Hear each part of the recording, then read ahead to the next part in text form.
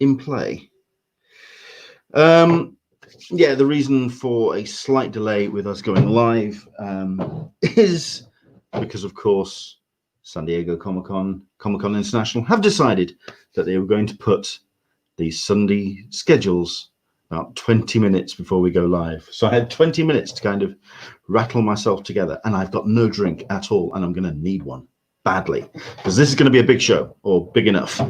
Hopefully you've gotten your notifications. Hopefully at this point, oh yeah, I should let everyone know that I'll do the Facebook thing, because I do have to go to my Facebook page and make the video live. So if you're watching on Facebook, any comments that you make on there will then get seen by my StreamYard thing, and I'll be able to see what I'm doing.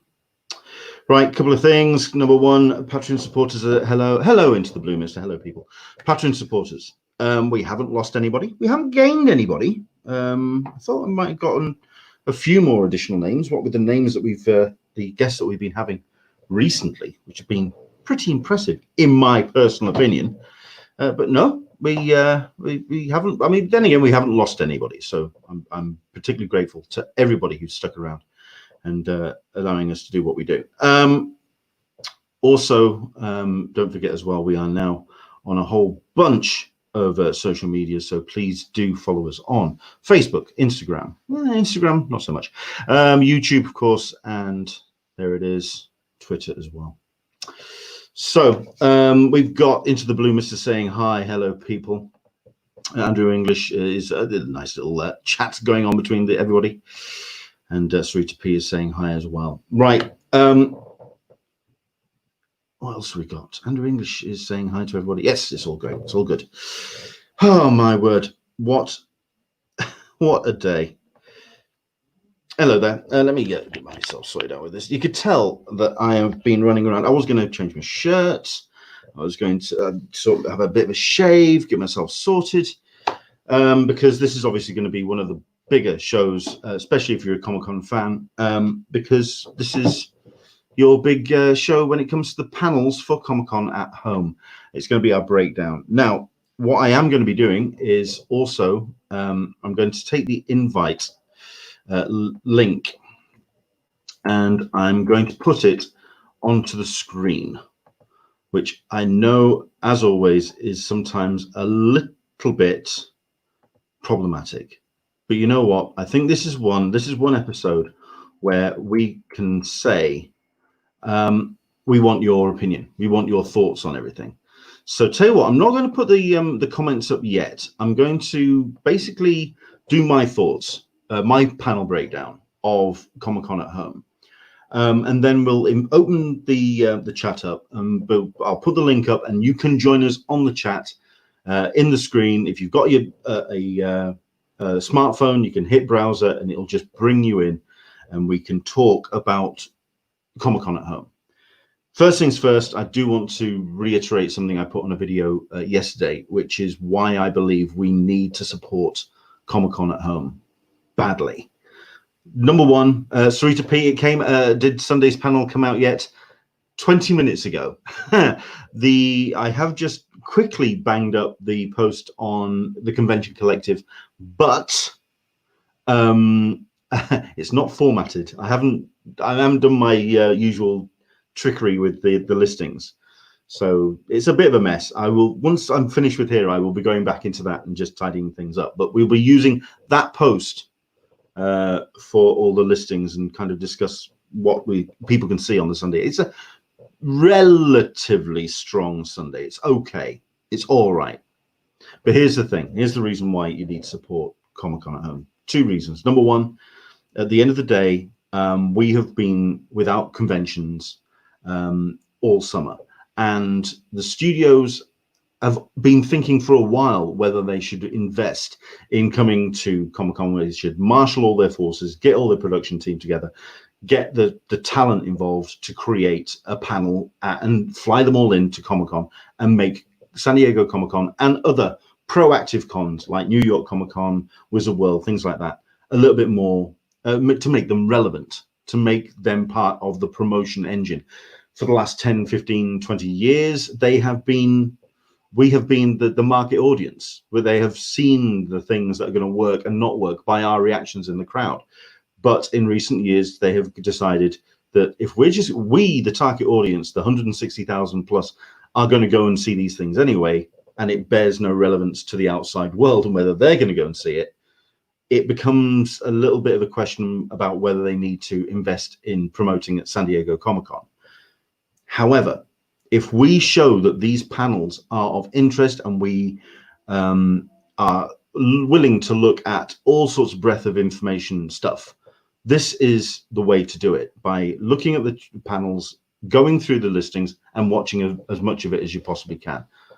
So supporting Comic-Con International and Comic-Cons generally, that's one way of doing it, by watching these panels. Then, of course, you do have the idea of what this represents, the streaming content of San Diego Comic-Con. We have been asking for this for years. We've been asking for panels to be screened to the audience live from Comic-Con for years. We had that Comic-Con Direct or Comic-Con On Demand or whatever it was bloody called, which failed miserably because they were trying to make it something that we didn't want, which was some kind of geek television, which frankly took the piss out of geeks, which was not fun at all.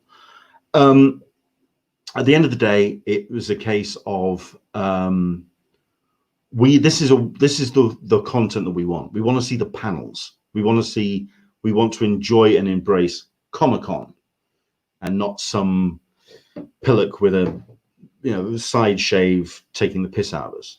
So this is what we wanted. This is the content that we're after. We support this. We could be seeing live streaming content from the convention next year, because this will prove there is an audience for it. That's my thoughts. There you go. That's my two.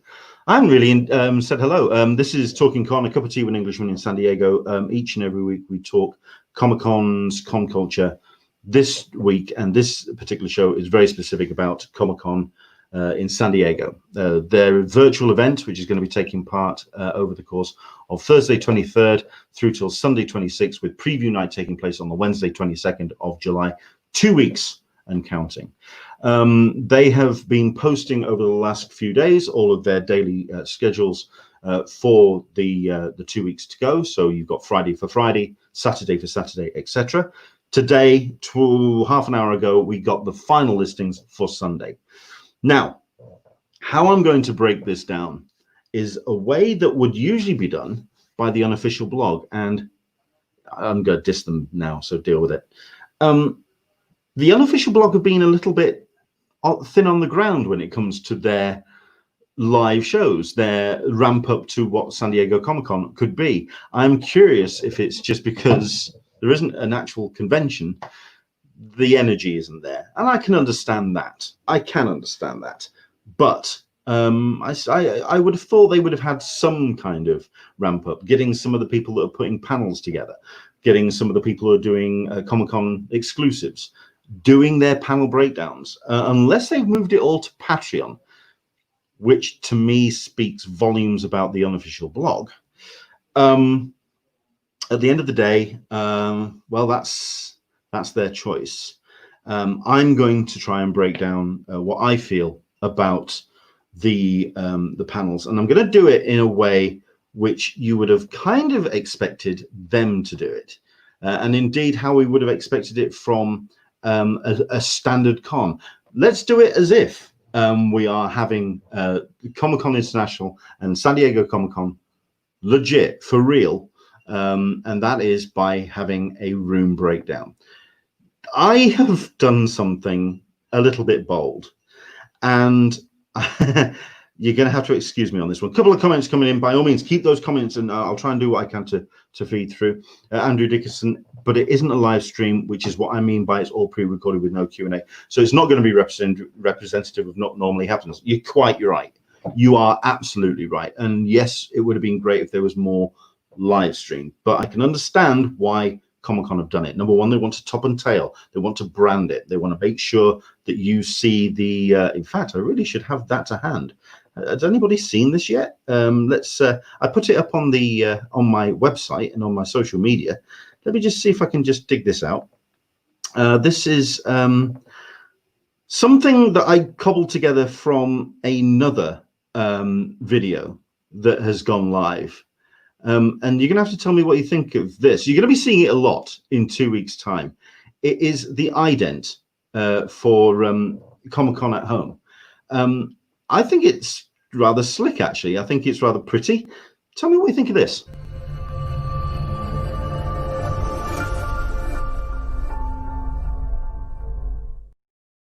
So there you go. That's the video. Sorry, I had the comment from Andrew over the top of it again. I might just, that's all. I'm going to play again. It's really short, but you're going to be seeing and hearing this.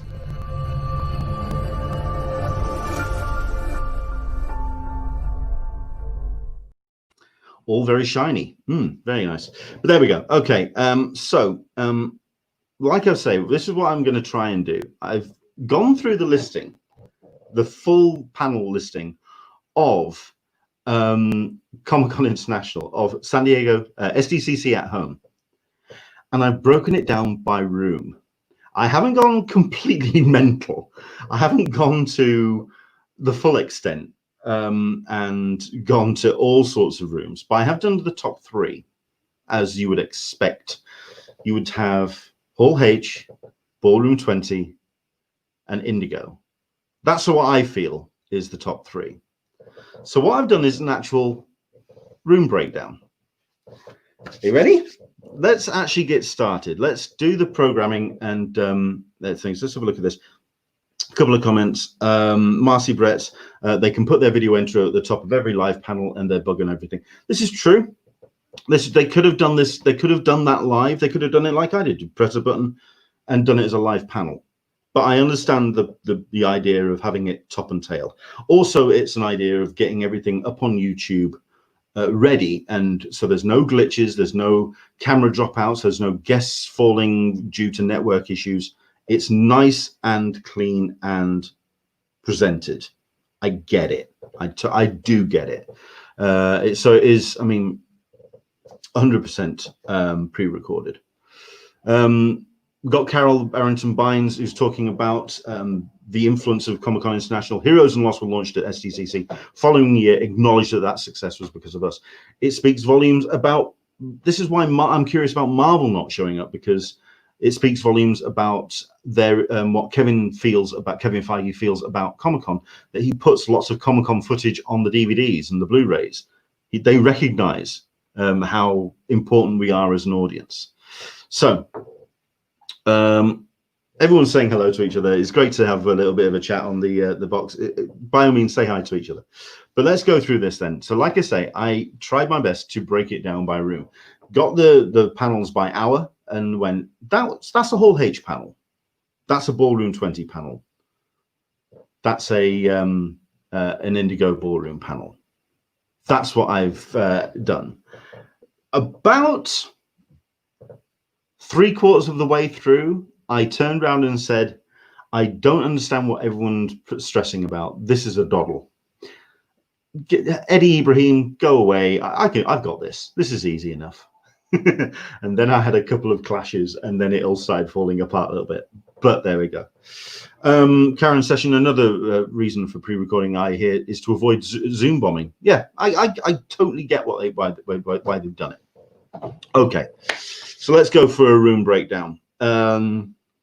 I'm trying to work out the best way I can just get some graphics up, so at least then we'll keep it like this, and hopefully you get what I'm doing.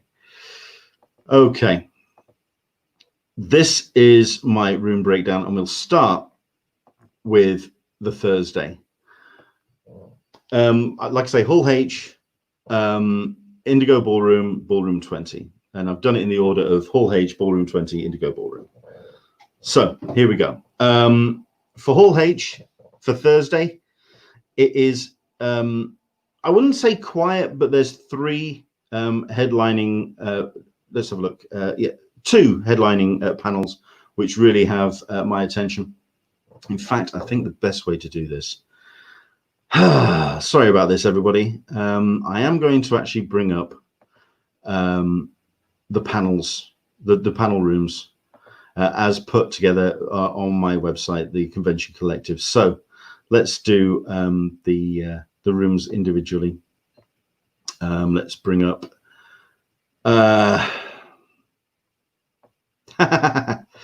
Bear with me. I am going to. The thing is, I want you to actually see, and we want to sort of like talk through the various panel rooms. We'll start with Thursday then, and if we bring this up, yeah, okay.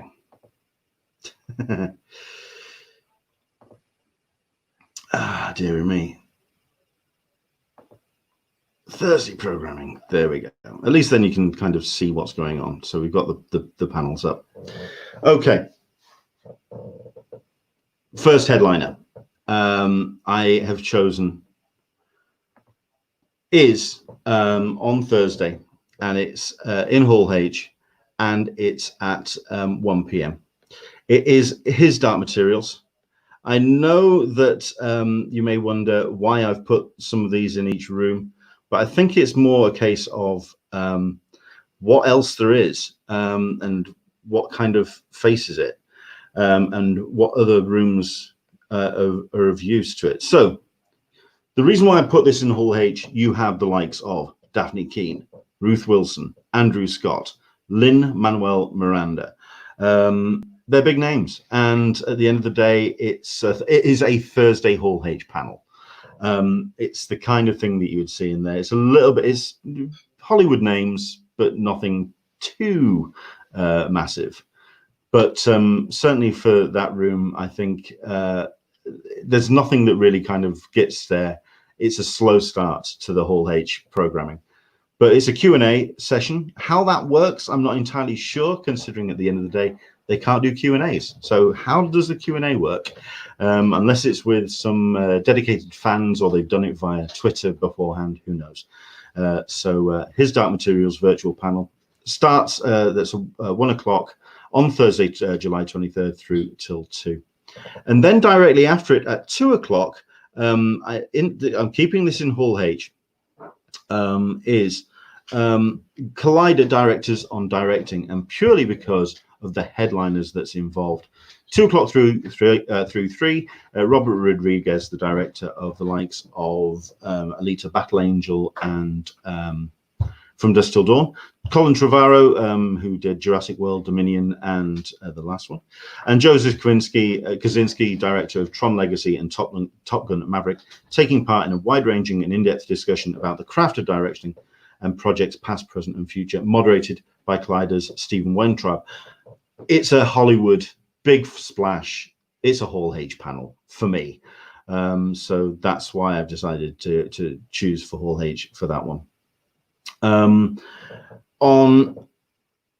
In Ballroom 20, let me just go back to StreamYard, because I'm not going to scroll through for all of this one. Ballroom 20 is a little bit mental, because I've actually decided that very much like Comic-Con programming, Ballroom 20 is very much taken over by one particular company. And this is on Thursday 23rd, and it starts at 10 o'clock. Straight out the gate, you've got Star Trek Virtual Panel. It's going to be featuring the cast of not only Star Trek Discovery, so you've got all your major players that are involved in that, and of course Star Trek Picard. So Sir Patrick Stewart's going to be involved. You've got a couple of the old legacy players, so you've got Jonathan Frakes, who can talk to the directing of the series as well. You've got some other appealing names from the Star Trek universe, and of course they're going to be showing some elements of the new series Lower Decks. So it's a big panel. That will be the one that everyone will be camping out for 10 a.m. On Thursday 23rd. That's my Ballroom 20. At 12 p.m., so you've got a bit of a gap, is Amazon Prime Truth Seekers, which is very much the Brits getting involved. I'll just see if I can bring that one up, because I quite like the look of that particular panel. This is at 12. There we go. This is going to be really awkward, but you have to bear with me. I hope you don't mind. It is the new supernatural horror comedy from Simon Pegg. Nick Frost is involved. James Serafenowicz and Nat Saunders all join in. They join in as they discuss the making of a hilarious 8-episode series about a team of part-time paranormal investigators who team up to uncover and film ghost sightings across the UK, moderated by Empire Magazine's Chris Hewitt. It's the start of an Amazon Prime heavy day, and it's for me, it's indicative of what you would usually get with programming from Comic-Con, that you have a whole chunk of from one company. So 10 a.m. is the Star Trek virtual panel. 12 p.m. you have Amazon Prime Truth Seekers, and then it's non-stop Amazon Prime from 1. So Amazon Prime Utopia, Amazon Prime Upload, and then at 3 p.m. Amazon Prime The Boys Season 2.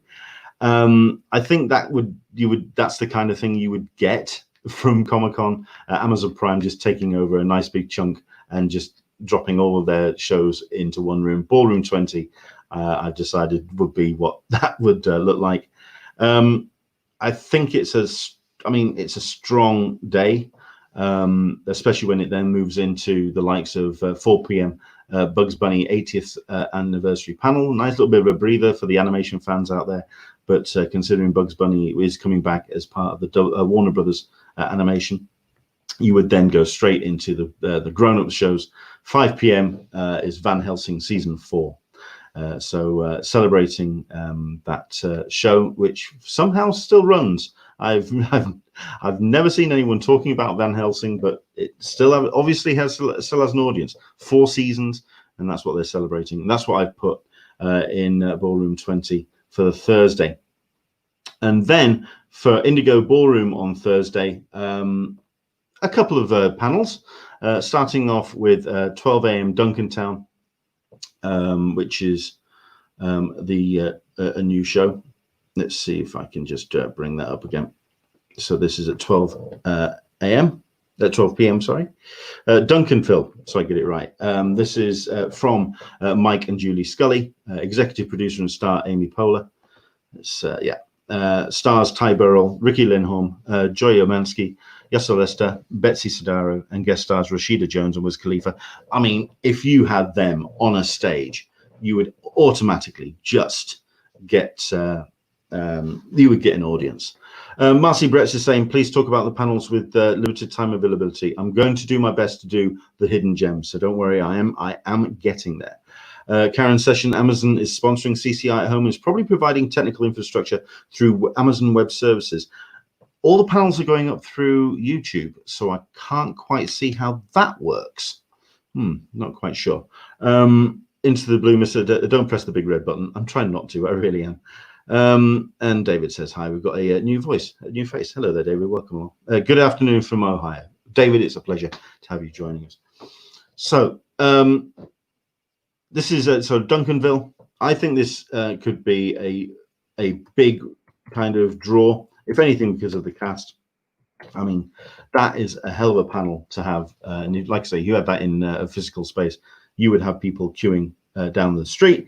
But we are going to have that as a Zoom call, and that's going to be interesting to watch. Directly afterwards, we have a look inside Marvel's 616 on Disney Plus. Another interesting another interesting concept, which let me just put that in there. There we go. Which sounds interesting, if anything, because of who's involved. Gillian Jacobs, Paul Scheer, and executive producer Sarah Amos and Jason Sturman. You've got Angelique Rock, who doesn't just show up for anything. When Disney Plus have come calling, that's what they're going to do. So it's 616, exploring how Marvel's rich legacy of stories, characters, and creators exist in a world outside your window. It's a documentary series coming to Disney Plus. So that's going to be on Thursday at 1 between 2.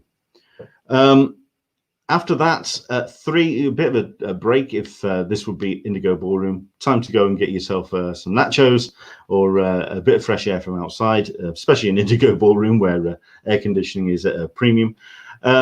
Then it goes into HBO Max. A bit of an animation bent here. HBO Max and Cartoon Network Studios Close Enough, which is their current big show that they're promoting very heavily. on HBO Max. Bit of an adult show, but I'm certain they would do something interesting with a panel. So that's at 3 p.m. At 4 p.m., you've got the Blacklist. Now, the Blacklist, as some of you may know, came to a bit of an ignoble end. It's something that people have wanted to see this close in a proper style, but it's not going to happen, unfortunately. So what they're going to be doing is something a little bit unique. They're going to be actually animating the close of the series. Let's see if I can just find the panel. So you do have executive producer and creator John Bokenkamp, executive producer John Edenrath, series stars Diego Klatanoff and Harry Lennox, joined by Proof Inc.'s visualization supervisors Adam Coughlin and Matt Perrin to discuss how they stepped up the challenge of completing the season with partial animation after production was shut down due to the pandemic.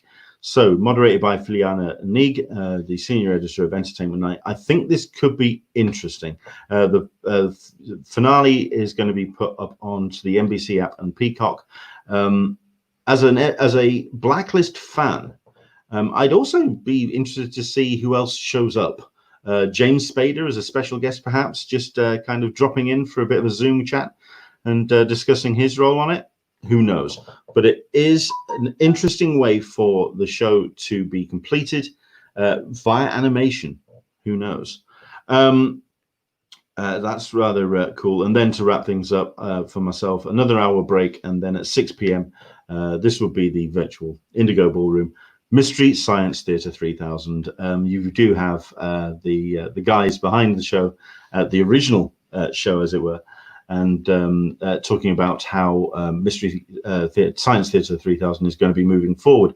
Obviously, it had its revival on Netflix. You do not have any of the Netflix cast that has been listed on the programming. So obviously, the show itself is no longer continuing on that particular...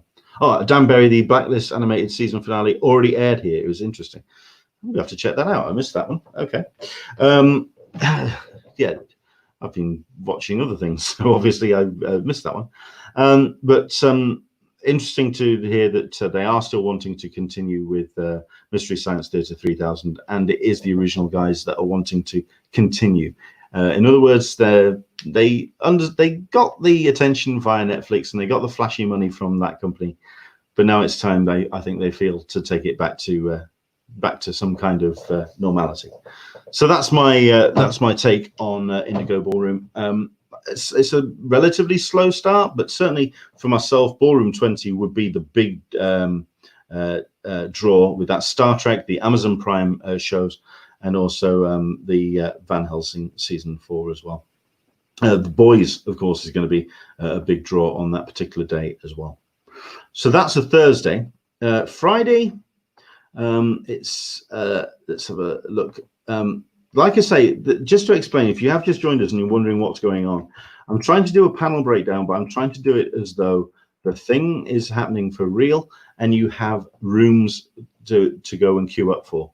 Hall H, Ballroom 20, and Indigo Ballroom are the ones that I'm going for. We're going to have a look at some of the other days as well. So the other smaller panels and what would be appearing in the other smaller rooms, but we'll get to those in a second. Okay, let's have a look then at Friday. And to be fair for myself, especially if I was going to be breaking this down into Hall H, Ballroom 20, and Indigo, this will be actually the big day for me for Hall H, because you have the likes of Charlize Theron that's going to be having her spotlight panel. This is an action hero, female action hero career retrospective, considering that at the end of the day, she is now one of the biggest stars this week with the release of The Old Guard on Netflix. So you got what she has brought to her massive roles, evolution of a badass. So now the thing is, Charlize Theron has actually already had an action hero spotlight panel at San Diego Comic-Con about 4 years ago when they were leading up to the promotion of Atomic Blonde. So this is kind of like an evolution of that, because at that point we hadn't had Mad Max Fury Road, we hadn't had Old Guard. So now it's the evolution of that. In this lengthy retrospective, apparently, moderated by Terry Swartz, Theron discusses the evolution of the modern female action hero, the roles that inspired her, and what drives her to constantly push her limits with fight training. This is on the Friday, 10 a.m. Pacific to 11 a.m. I think that's a pretty strong panel, actually. It then moves into what would be a kind of similar panel to the Women Who Kick Ass, perhaps. Something that maybe you'd think would be programmed somewhere else in Comic-Con, but I'm going to keep this one in Hall H because while you may not know the names, I think they have a lot of influence, certainly when it comes to Hollywood. Entertainment is Female, a conversation with Hollywood executives. This is at 11 a.m. From the companies that brought you Transformers, the Lego Movies, Spider-Man Into the Spider-Verse, The Walking Dead, Lumberjanes, and Star Wars The Rise of Skywalker. Women executives discuss how they are pushing for female representation in Hollywood while adapting comics and games to the big screen. Some big names, like I say, you may not know who they are, but you will by the end of this panel. It's one of those which I think at 11 a.m. in Hall H, just as a palate cleanser from a big panel to start and then moving on to some bigger panels throughout the rest of the day. At which point I've then put a little bit of a break. The 12 o'clock, there's nothing really that would sit inside the Hall H space, but from there you get into 1 p.m. and it is The Walking Dead. 11th San Diego Comic-Con appearance with a panel spotlighting A Certain Doom, which will air as a standalone episode later on this year. Not only do you have cast members like Norman Reedus, Melissa McBride, Jeffrey Dean Morgan, Lauren Cohen, Josh McDermott, Ross Marquand, Kari Payton, and Paolo Lazo, and Seth Gillum as well. This would be a very strong panel for cast, but then you've also got the return of Chris Hardwick, obviously the host of Talking Dead, as a Comic-Con panel host. I'm not sure if he returned last year. You're gonna have to let me know in the comments if that was the case. Has the shadow of Chris Hardwick finally passed? But he's back for this one. It's the AMC's Walking Dead, and that is at 1 p.m. I've then put at 2 p.m. And this is just to follow more than anything. So it would keep with the theme of what would be in Hall H, which is AMC's The Walking Dead World Beyond, which is the third series in the wildly successful Walking Dead universe. Moderated again by Chris Hardwick. You have the likes of Aya Royale, Lexa Mansour, Hal Cumston, Nicholas Cantu, Nico Tortorella, Julia Ormond, and Joe Holt. Talking about this new series, delving into a new mythology of The Walking Dead. 2 o'clock, 2-3, this is on Friday. That this feels like a natural Hall H fit to me. Excuse me, which would allow them to just continue the conversation from that major panel. I'm surprised they didn't actually tag it on as a continuous stream. A 2-hour panel on The Walking Dead, I think, would have made a little bit more sense, but that's what they've gone to separate it down. So you've got The Walking Dead World Beyond. I've then completely had a gap between 3 and 5 because there was nothing that I felt could sit in a Hall H space in the panel. You're going to get this a little bit over the course of this particular stream, that there is those gaps which I couldn't find something. At the end of the day, we are talking a much reduced panel listing, and there is only so much that you can fit into so many of the rooms. But the next one that I have put into what would be Hall H is Deep Blue Sea 3, the panel. New discoveries, dangerous predators emerging in the middle of the ocean in Warner Brothers' highly anticipated feature film, Deep Blue Sea 3. Follow-up success of the breakout success of Deep Blue Sea 2. Okay, fine. Considering that Sharknado franchise director Anthony Ferrante will moderate the panel, it speaks volumes about this particular thing. It's a Hollywood panel. It belongs in Hall H, if anything, just to wrap things up. It's a strange Friday, but it's the way I feel it would work. Let me just go back to comments to see if there's anyone jumping in with anything. Into the Blue Mister, 3 till 5, bathroom break and snacks. Absolutely. Absolutely. Andrew English, I missed Deep Blue Sea 1 and 2. Deep Blue Sea 1's pretty good. That's okay. Andrew English, 6 o'clock to 3 a.m. GMT. We'll miss the last 3 hours of each day. But unless, of course, you want to stay up, maybe for an hour or so for a couple of the last ones. Who knows? Andrew Dickinson is talking about clashes. We're going to get into clashes in a second. These are, like I say, the choices I've put for these 3 big rooms. So there we go. But that is what I would put in Hall H on the Friday. Ballroom 20 for Friday. Big room and some big shows. Like I say, I've kind of gone for those big TV shows that would really grab people's attention. Starting at 11 a.m. With Vikings celebrating 6 seasons. It's a popular show, and I think it's a Ballroom 20 show. It's one of those which has Ballroom 20 just written all over it for me. So you have, let's have a look if I can just track down the listing for it. It's in here somewhere. I really should use the search, shouldn't I? That would make life a little bit easier. In fact, I think I will, because it's just easier. So we'll go with Vikings. There it is. 6 celebrate seasons of the series. The cast are all joining in, discussing their favorite moments from the past 6.5, and what makes Vikings so extraordinary, moderated by Kate Hahn from 11 a.m. till 12.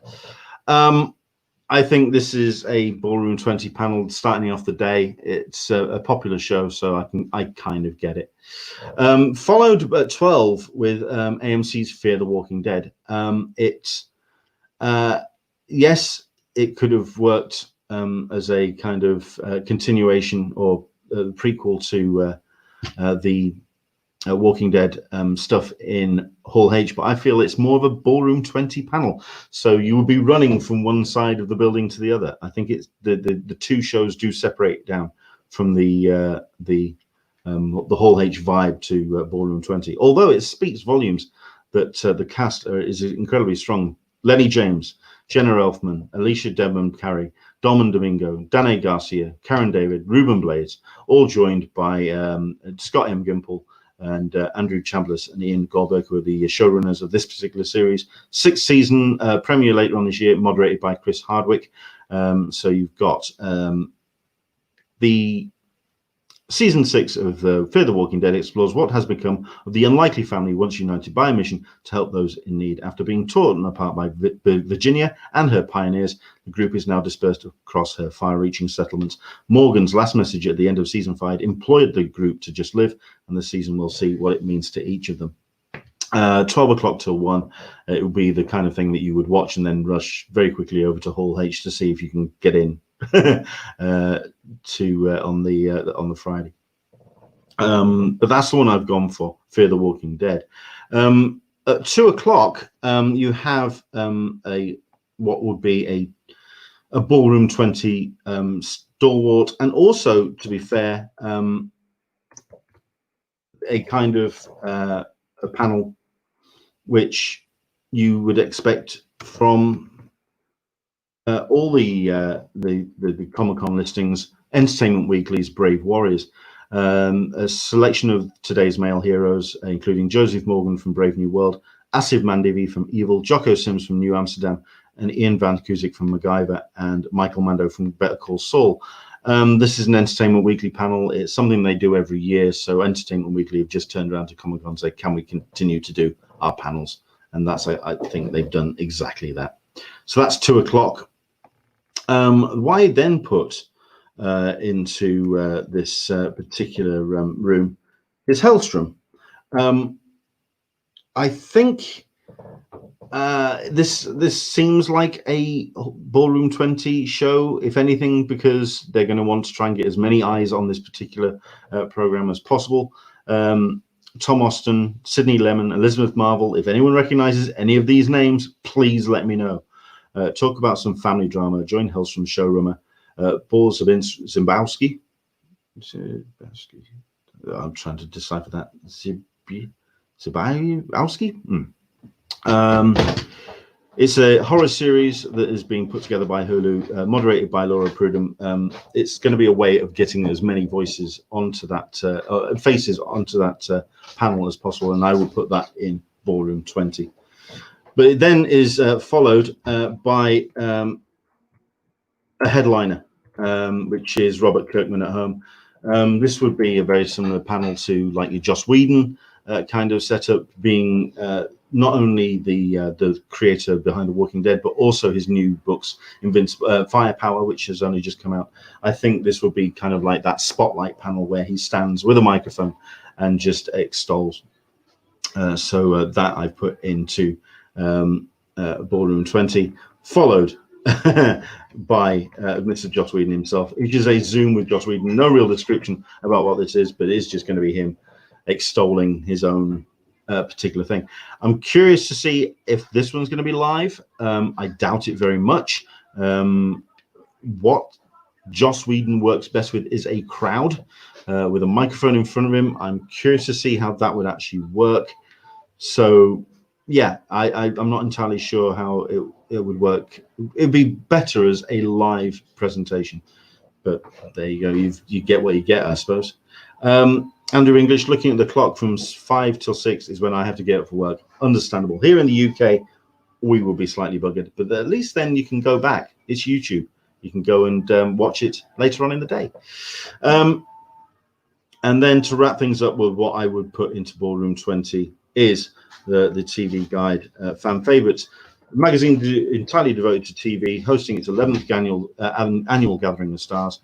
You've got the likes of Hale Appleman from The Magicians, Lindsay Morgan and Richard Harmon from The 100, Robbie Amell from Upload, and that's the reason why I put it in Ballroom 20, Kennedy McCann from Nancy Drew, Alex Newell from Zoe's Extraordinary Playlist, Jerry Ryan from Star Trek Picard, Harvey Gwillan from What We Do in the Shadows, Chris Chalk from Perry Mason, and Ashley Murray from Riverdale, all moderated by Damien Holbrook. That's going to be a big panel. I can imagine a lot of people paying attention to that one, purely because at 6 p.m. it's one of those close of the day kind of presentations. It's a lot of names, and it would be a really cool conversation, trading stories of fan encounters, backstage tales, and the importance of representation for fans of every walk of life. I think that will be a nice, strong day. From Vikings, Fear the Walking Dead, Brave New Warriors, Hellstrom, it feels like a Ballroom 20 lineup. So there we go. So this is Friday. What I then put into the Indigo is it's all animation, which is kind of the kind of thing you'd see in Indigo Ballroom, that TV and animation, but it is all animation. So you have at 11 a.m. Adventure Time, Distant Lands. That you would just have people lining up very first thing in the morning. Adventure Time, you just have fans coming out of the woodwork. 3 p.m. Nice big gap between Adventure Time and the next one. HBO Max is the adult animation panel. What they've got planned for their upcoming bits and pieces. So if I go to okay, maybe not.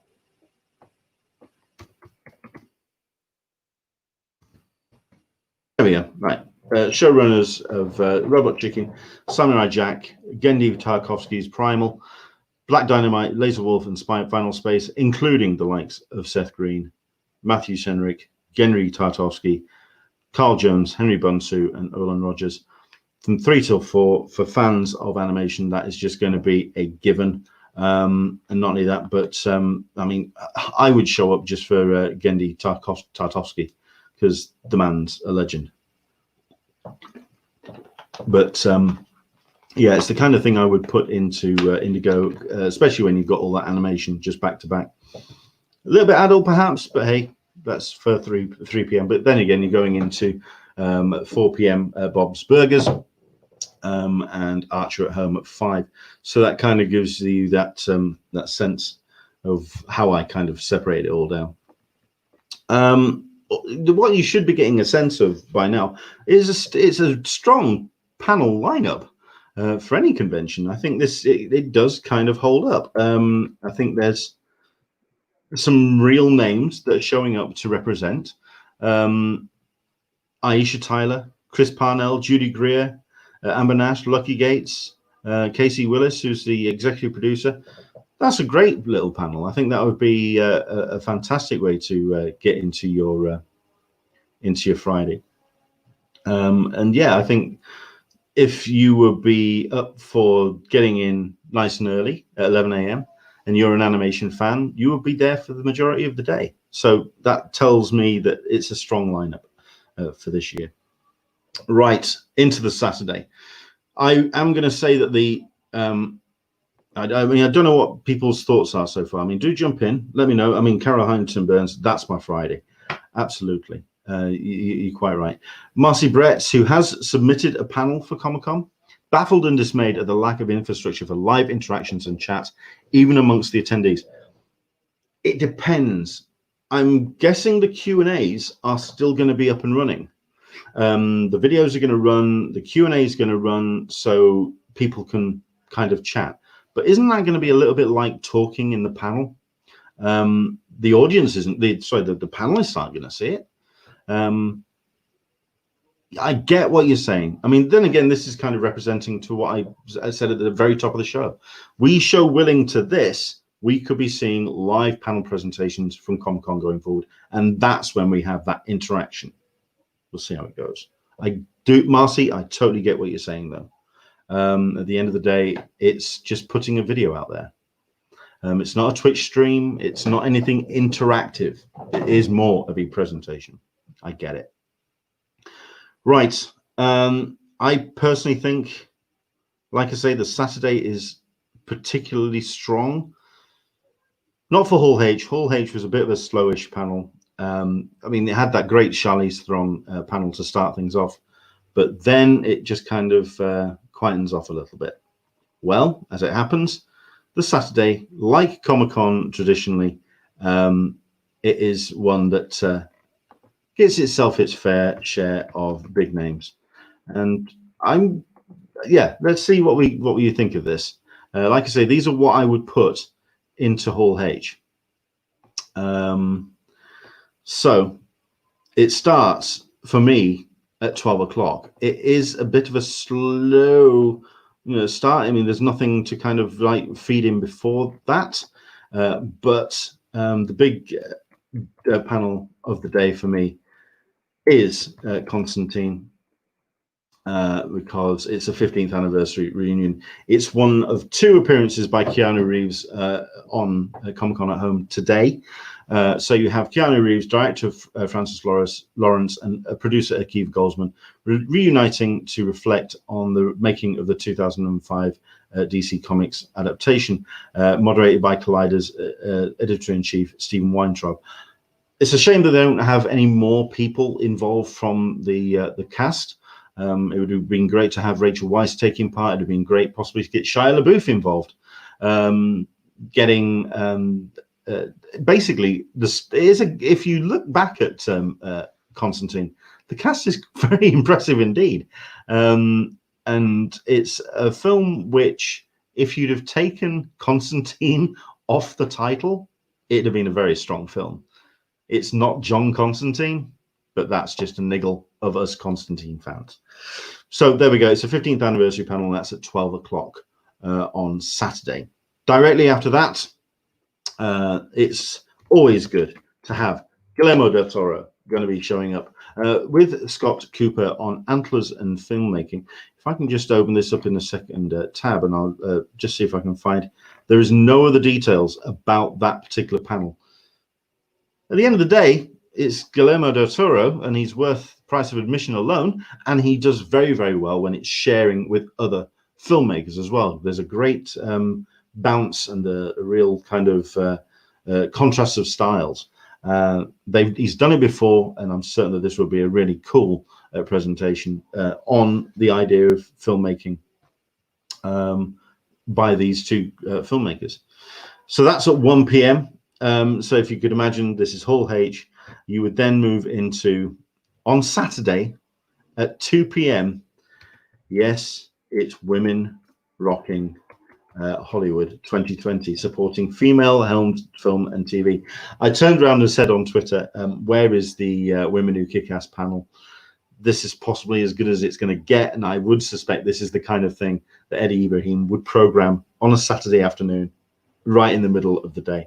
Admittedly, it's more the people behind the camera. So you have the likes of Nisha Ganta, who's director of Late Night and the High Notes, Lauren Wolkenstein, who's the director on Cloak and Dagger, Gina Priest-Blythewood, who's director of Love and Basketball and also The Old Guard.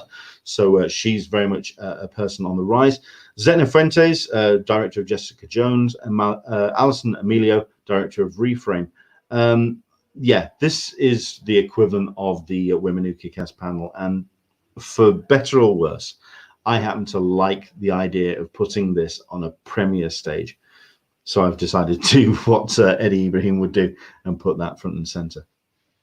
Andrew English, each has an individual YouTube URL, so no individual channels to just watch without having to switch between URLs. No, this is the limitations of what they've decided to go for. They haven't gone with Twitch, but they have decided to go with YouTube, which is the more open and democratic way of doing panels.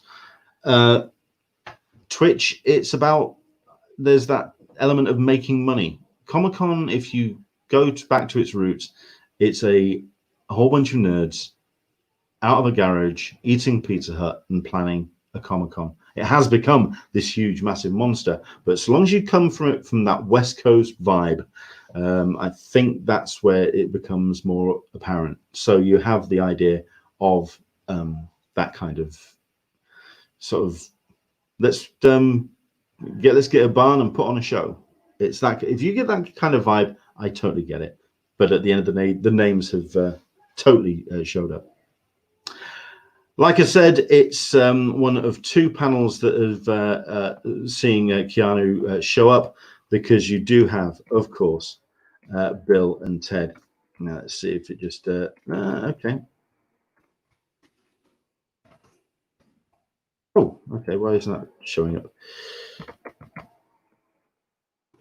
Okay, I'm not entirely sure why that's not finding it. It's at 3 o'clock, and it's Bill and Ted Face the Music. Like I say, the second one of oh, I know why, because I'm searching the wrong one. There it is, Bill and Ted Face the Music.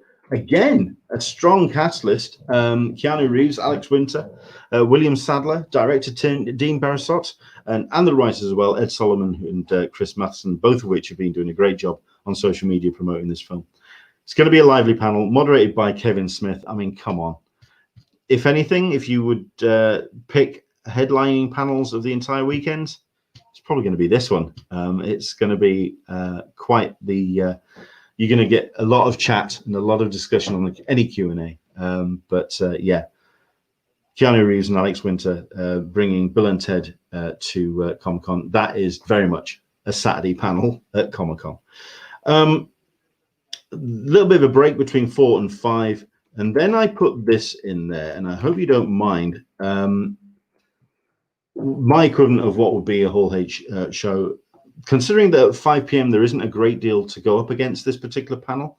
What we do in the shadows at the end of the day is a massive, massive hit. Matt Berry, Natasha Demetro, Kevin Novak, Mark Prosak, and Harvey Gwellian, and Haley Joel Osmond is going to be showing up to moderate it.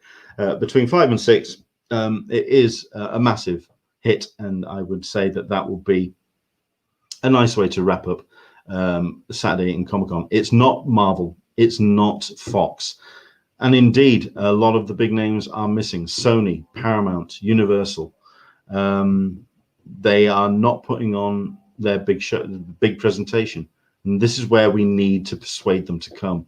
That's why I think we should support Comic-Con at home. And then to wrap up what I have called this particular Hall H is an evening with Kevin Smith. And for Andrew, I think this is where I definitely agree with the whole idea of what the idea of a live presentation means. The one thing that Kevin Smith thrives on, especially at Comic-Con, is an audience interaction, looking into people's eyes and going off on a riff. Yes, he can look to camera and he can do on a presentation like nobody's business, but doesn't he do it like 4 or 5 times a week already? What will make this special? That's the question. Talking Son in Lockdown, which is something which he's been writing with his daughter's boyfriend, unveils a new Funko Pop and drops the first look of his new film, Kilroy Was Here. Could be interesting. Chats about a new podcast which he's created with his daughter, Harley Quinn Smith, and reveals how to get your very own Moobies cow tipper.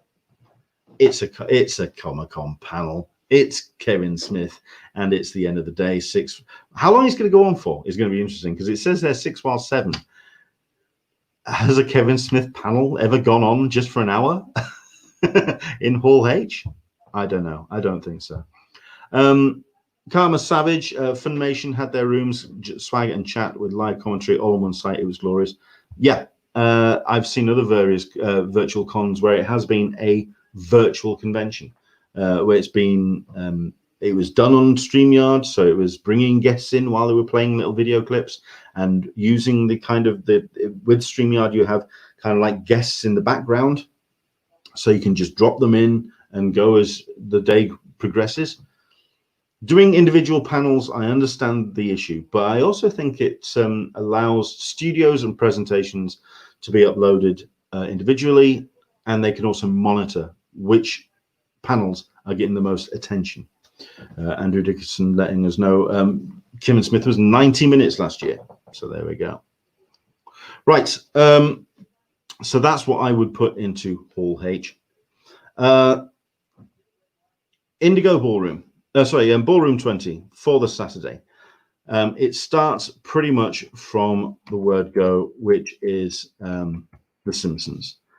And let's just go to the right one. The Simpsons. There you go. Simpsons at Home. Season 32. Oh, good Lord. The fact that you've got the likes of Yardley Smith, who's obviously Bart in the show, but you've got a lot of the people behind the show, Al Jean, Matt Selman, David Silverman. How interesting this show or this panel can be after this length of time. If you are a regular to Comic-Con and you've sat through the Simpsons panel, you sit through it once, you've sat through it again. So what they can do to make it interesting, we'll find out. It's 11 a.m. on the Saturday. But a little bit of a break, and then you have the first of a panel presentation. Oh, hang on a second, not that one.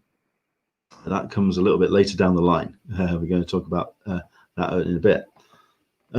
This at 1 p.m. I've put this in Hall H.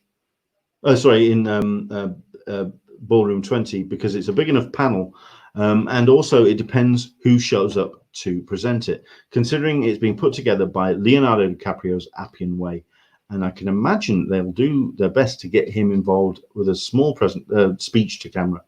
It's going to be moderated by Dr. Mae Jameson, and it's a documentary series about the US space program, which is something which people are getting more excited about, because quite frankly, we need the optimism as produced by those brave men and women.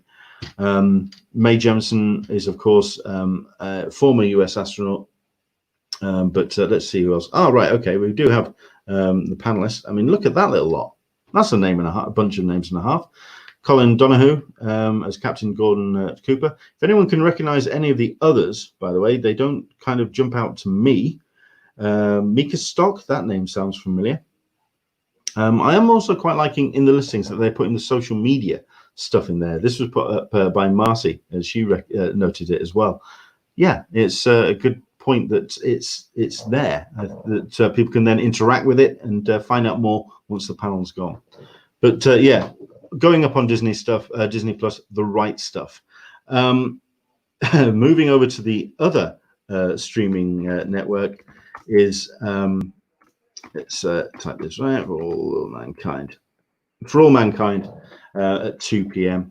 Joel Kinnaman, Michael Dorman, Sarah Jones, Chantel Van Steen, Jodie Balfour, Ren Smith, Sonia Walger, and Chris Marshall gathering for a conversation looking back on season 1 of the show. I do know that well, it has been acclaimed, and it is looking forward to a second season that is going to be going up on Apple It depends on whether that show grabbed your attention, and indeed you were a Apple subscriber.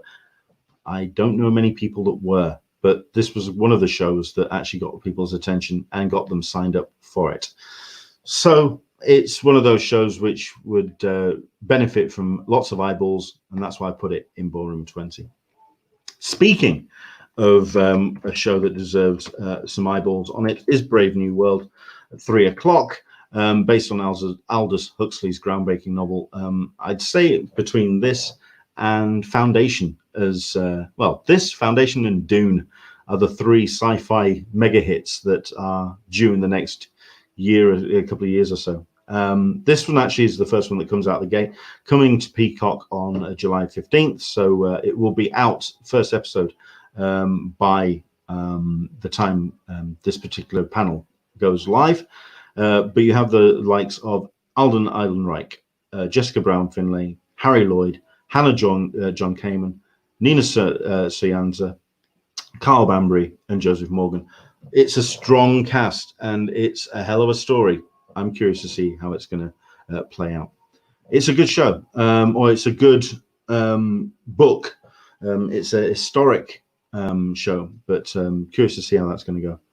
Let's have a look at this. We've got ourselves Dan Berry talking about the Simpsons panel. No Matt Groening. No, doesn't look like that's the case. Into the Blue Mist, I caught one of Kevin Smith's Babylons in 2014. The man can talk the back legs of a donkey. Was it last night or the night before? They did their Fat Man Beyond, and they called it a small show. It was 2 hours long. Good Lord. Yeah, it's just something else. Karma Savage, 5. I take it I'm fine with just Highlander. I think they're talking about the old guard. It's Highlander with machine guns. I think it's interesting that you're talking about Highlander when there was only the one film made, and I believe there was a TV series that was rumored. There was only the one film that was made. I'm being facetious. You know who I am. Let's have a look at this. Let's have a look. Colin Donahue, Hook from Once Upon a Time. Oh, right, yeah, I know him. Well, I know of him. I mean, indeed, Michael P. We were in a play together during our freshman year. Yes, Michael. Wow. Okay, that's a name to drop. Congratulations on that one, dude. So there we go. I think this could be an interesting show. There was another sci-fi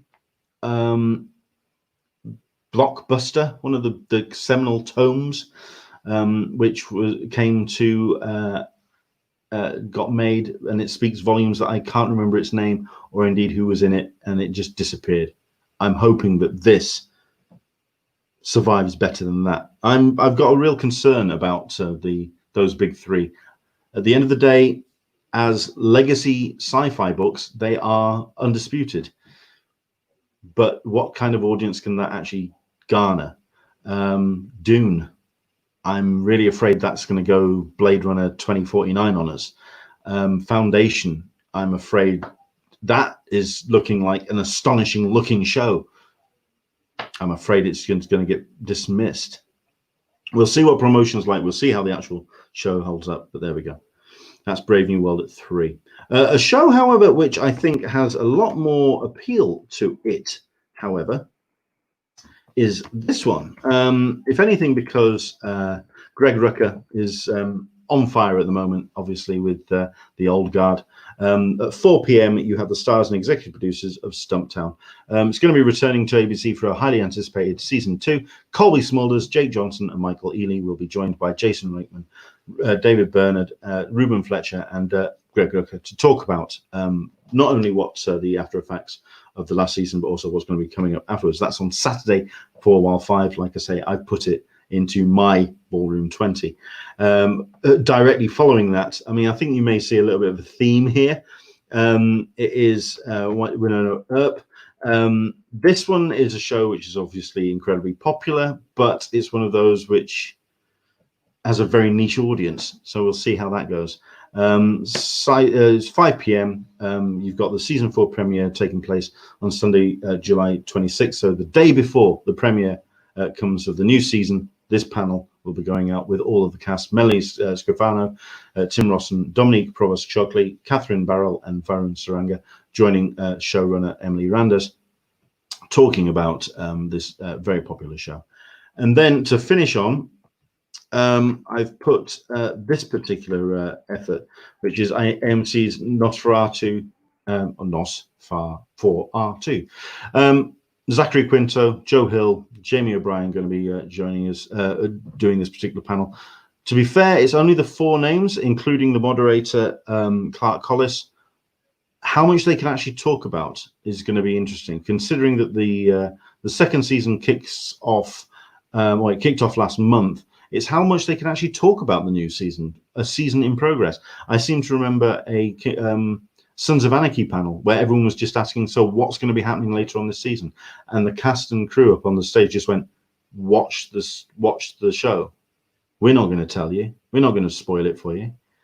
So what can they actually talk about? That's what I'm curious about on that particular regard. So there we go. That's what I would put into Ballroom 20. Let's have a look at this. Solicitor Smeg. I've seen Old Guard on Netflix. Is it good? I need a new show to watch. It's a film.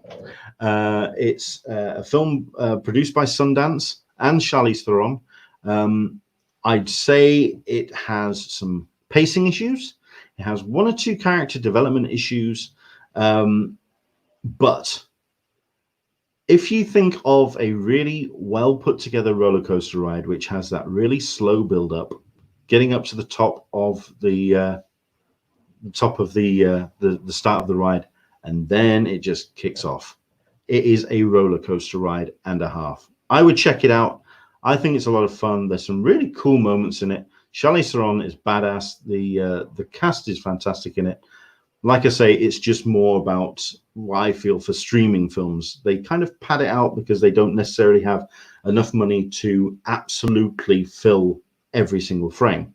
But they get there, and there's some really good shows. Andrew Dickinson says, I say there's only 1 true film panel in the whole weekend, Bill and Ted. I wouldn't go that far. There are other film panels, but that's certainly the headliner for me, and I suspect for you as well. Into the Blue Mister. That Nosferatu is going to veer off into Lock and Key territory. Lock and Key, I'm surprised, hasn't got a panel. I'm going to pull up a tweet which I put out. I'm surprised by some really big noticeable absences. Okay, we're an hour in, and we've still got the last one of Indigo Ballroom to do. And I've still got some other stuff to do. So let's crack on.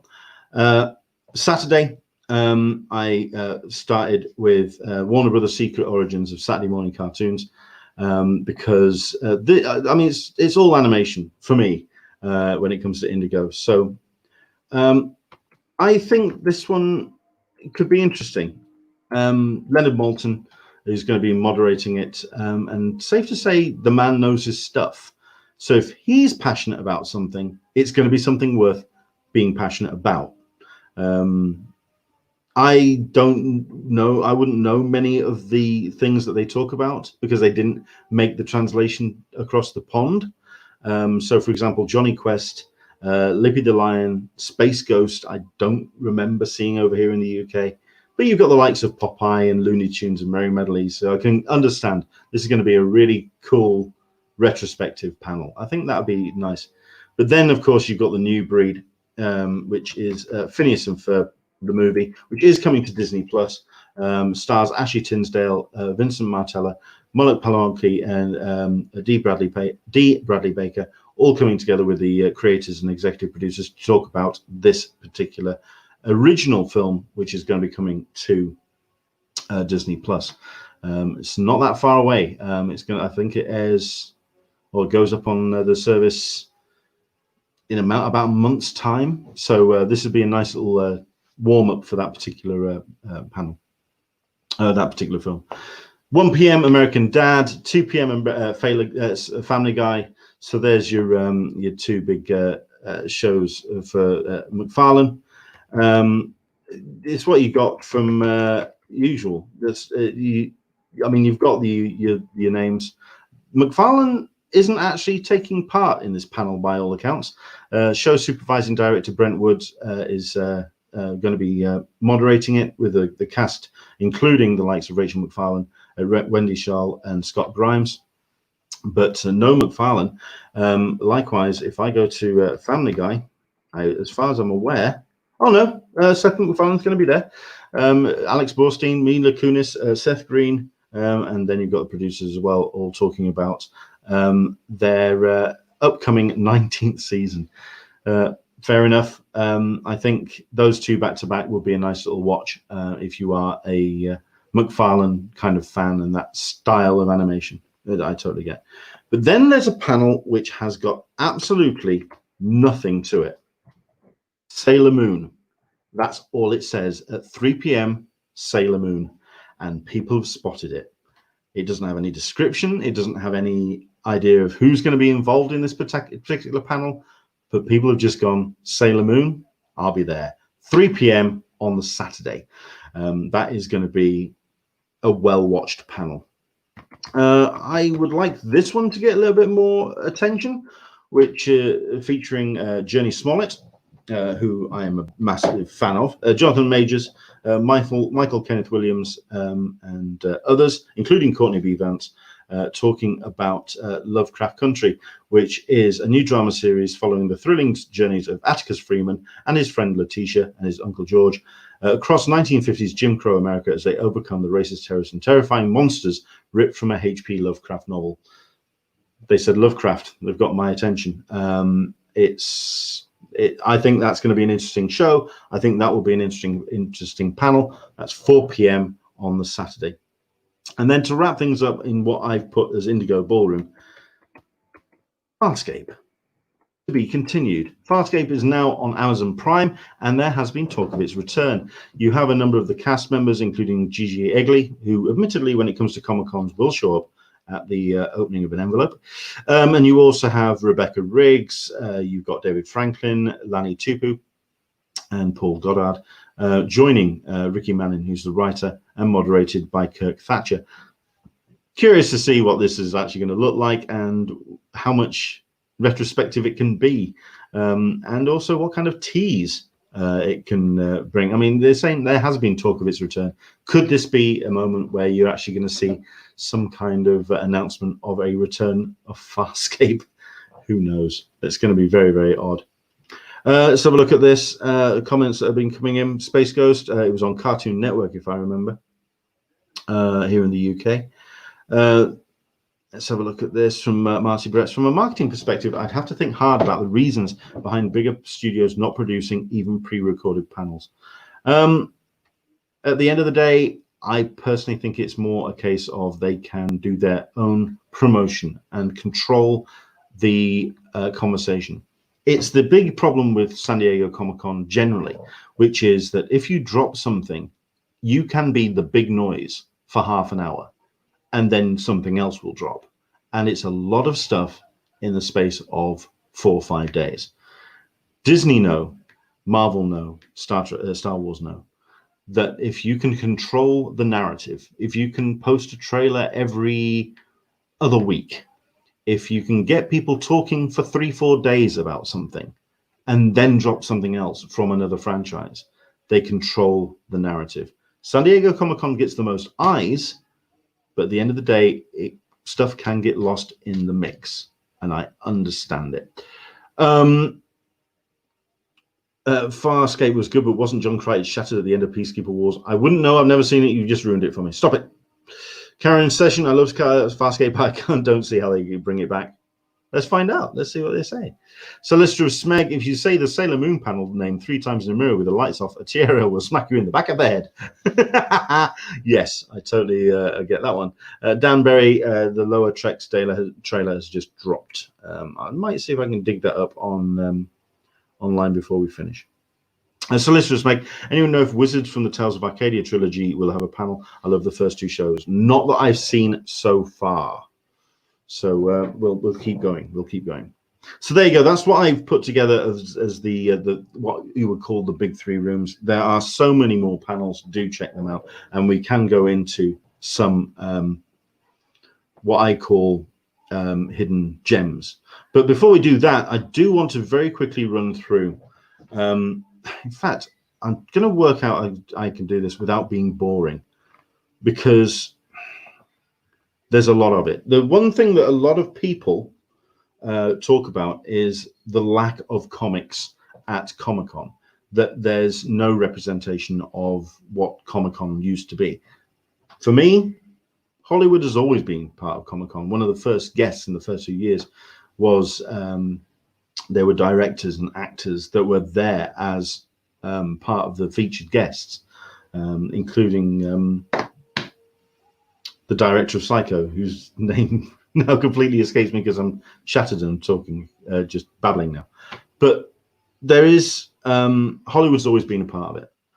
I'm going to bring this up and I'm going to see what happens if I do, because there has been a lot of comics panels which are part of the programming for this particular show, this particular con. These are just highlights for me. These are ones that just caught my attention. Hitchcock, thank you very much indeed. Yes, I don't know why on earth. Trust me, it's this is turning into a bit of a strange evening. These are just headliners for me. These are just ones I pulled out. This is not the complete comics lineup. It's a staggering collection of panels from the likes of Marvel is showing up. Admittedly, they are going to be showing up to do some stuff for the kids. So you have the likes of the Marvel HQ panel, which is going to be on the Thursday. So there is some Marvel being represented. Make Mine Marvel, the bringing back of Marvel Classics, on Friday at 1. So there is some, not much, but there's some. Certainly none of the TV shows or any of the films, but we kind of knew that was coming. So there we go. We do have Marvel Comics' Next Big Thing in there. So they are representing the comics. Likewise for DC. For all of the fact that DC are having their own fandom, you have DC at Home, Day 1 and Day 2. And if I pull up the listings for those, they're pretty impressive. I think I just wanted to show this because there are so many. There is comics being represented, and it's being represented in a big way.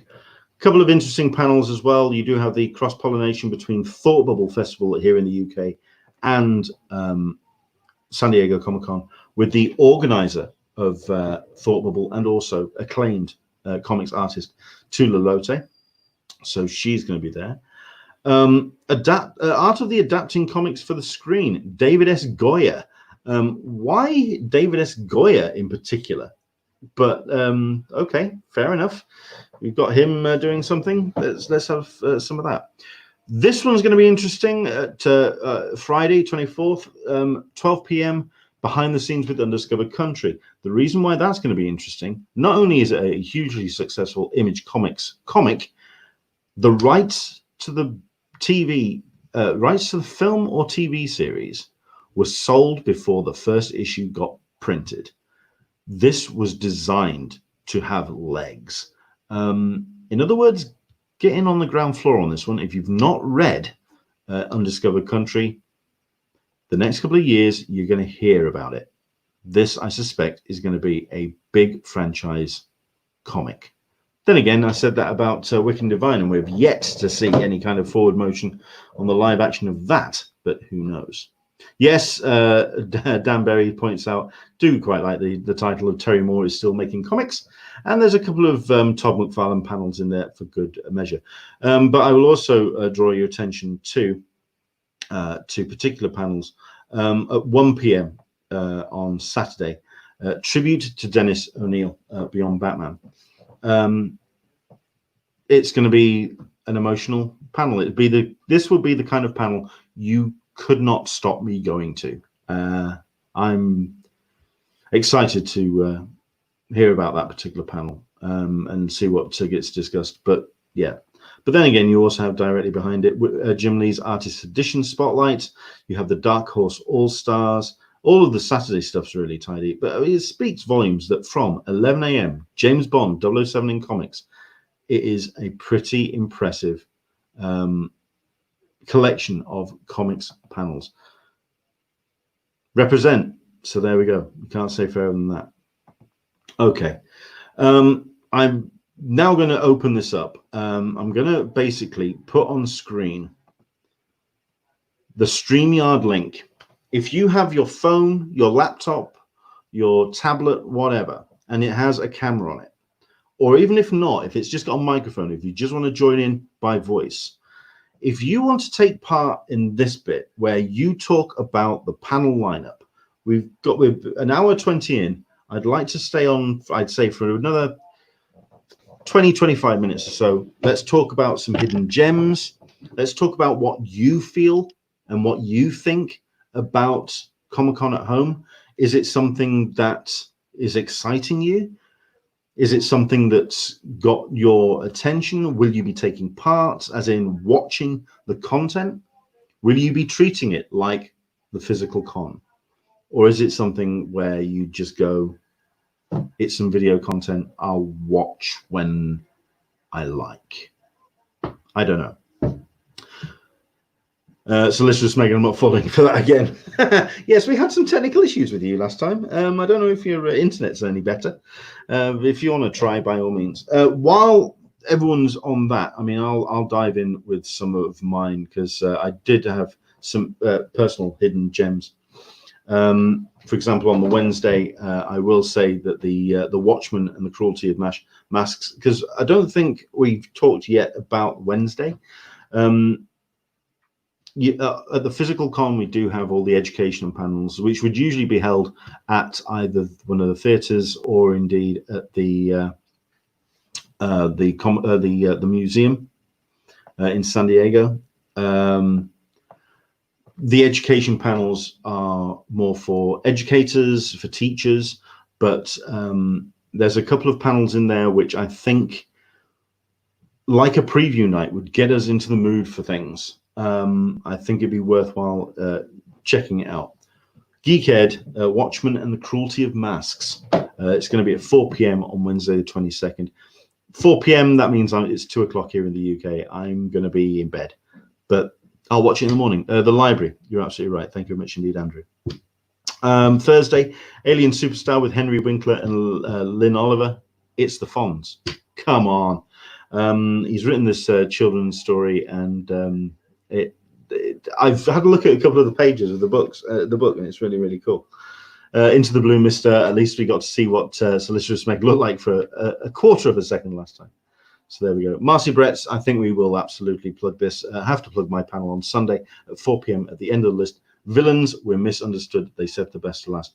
We are going to get into the Sunday panel in a second, because, like I say, that literally dropped 20 minutes before I was due to go on air. So I've typed it up, kind of, but it's a case of what you think of the Sunday. We'll be discovering it together, I think. So I think we'll do that in a second. 4 p.m. midnight. Yeah, you're absolutely right. Sorry, my time zones are all wrong.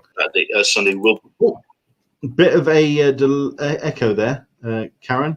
So I don't know if you can put headphones on or anything, but can you hear us? Yes. Can you hear me? We can indeed. Hello there, Karen. You're you're very backlit as well. It's like I'm interviewing somebody who has committed a murder, and they don't want their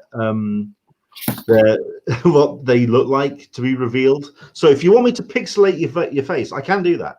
No, that's okay. Am I the only one? Wow. You're the only one that joined in, but listen, that means I get to talk to you.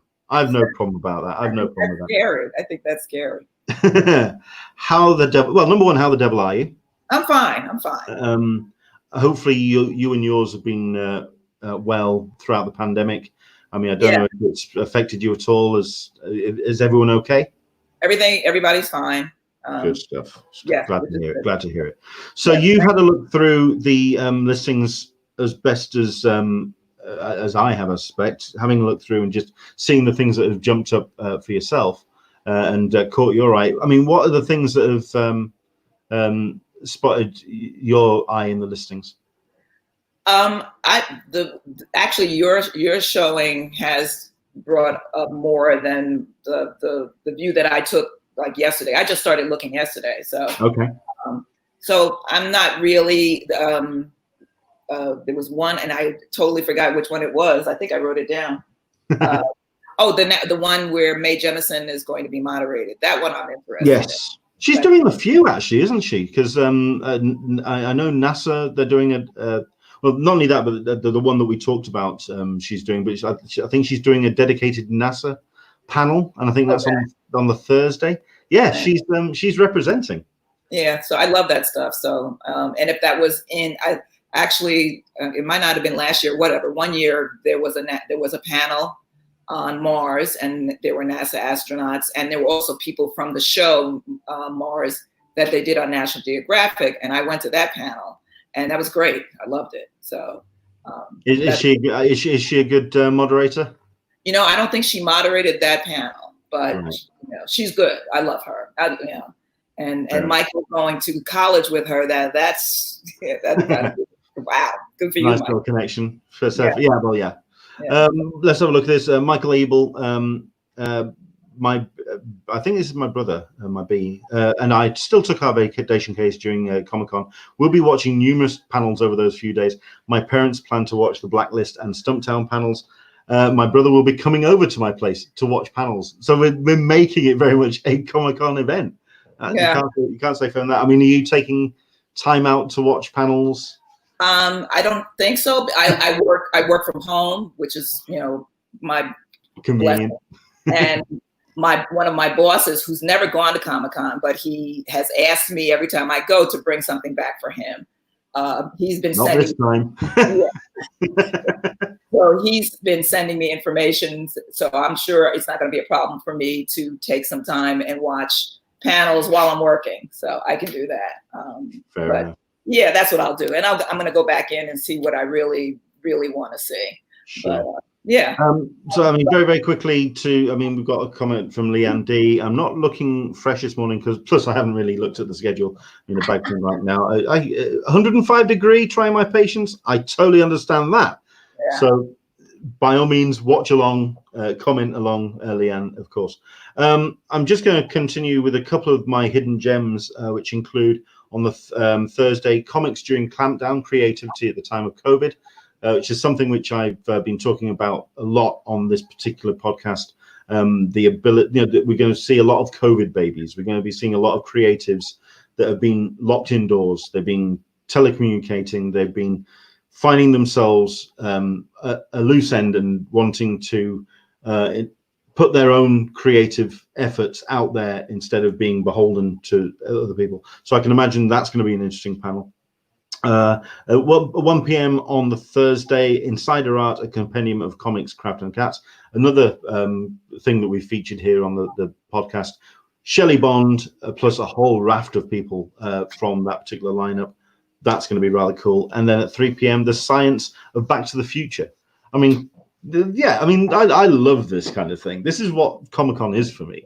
It's the smaller panels where you wander in and you don't know what on earth to expect. So I think that's rather cool. Yeah, the smaller panels were my thing. Yeah. I love them. And I was a bit presumptuous by trying to break down a Hall H, a Ballroom 20, and an Indigo.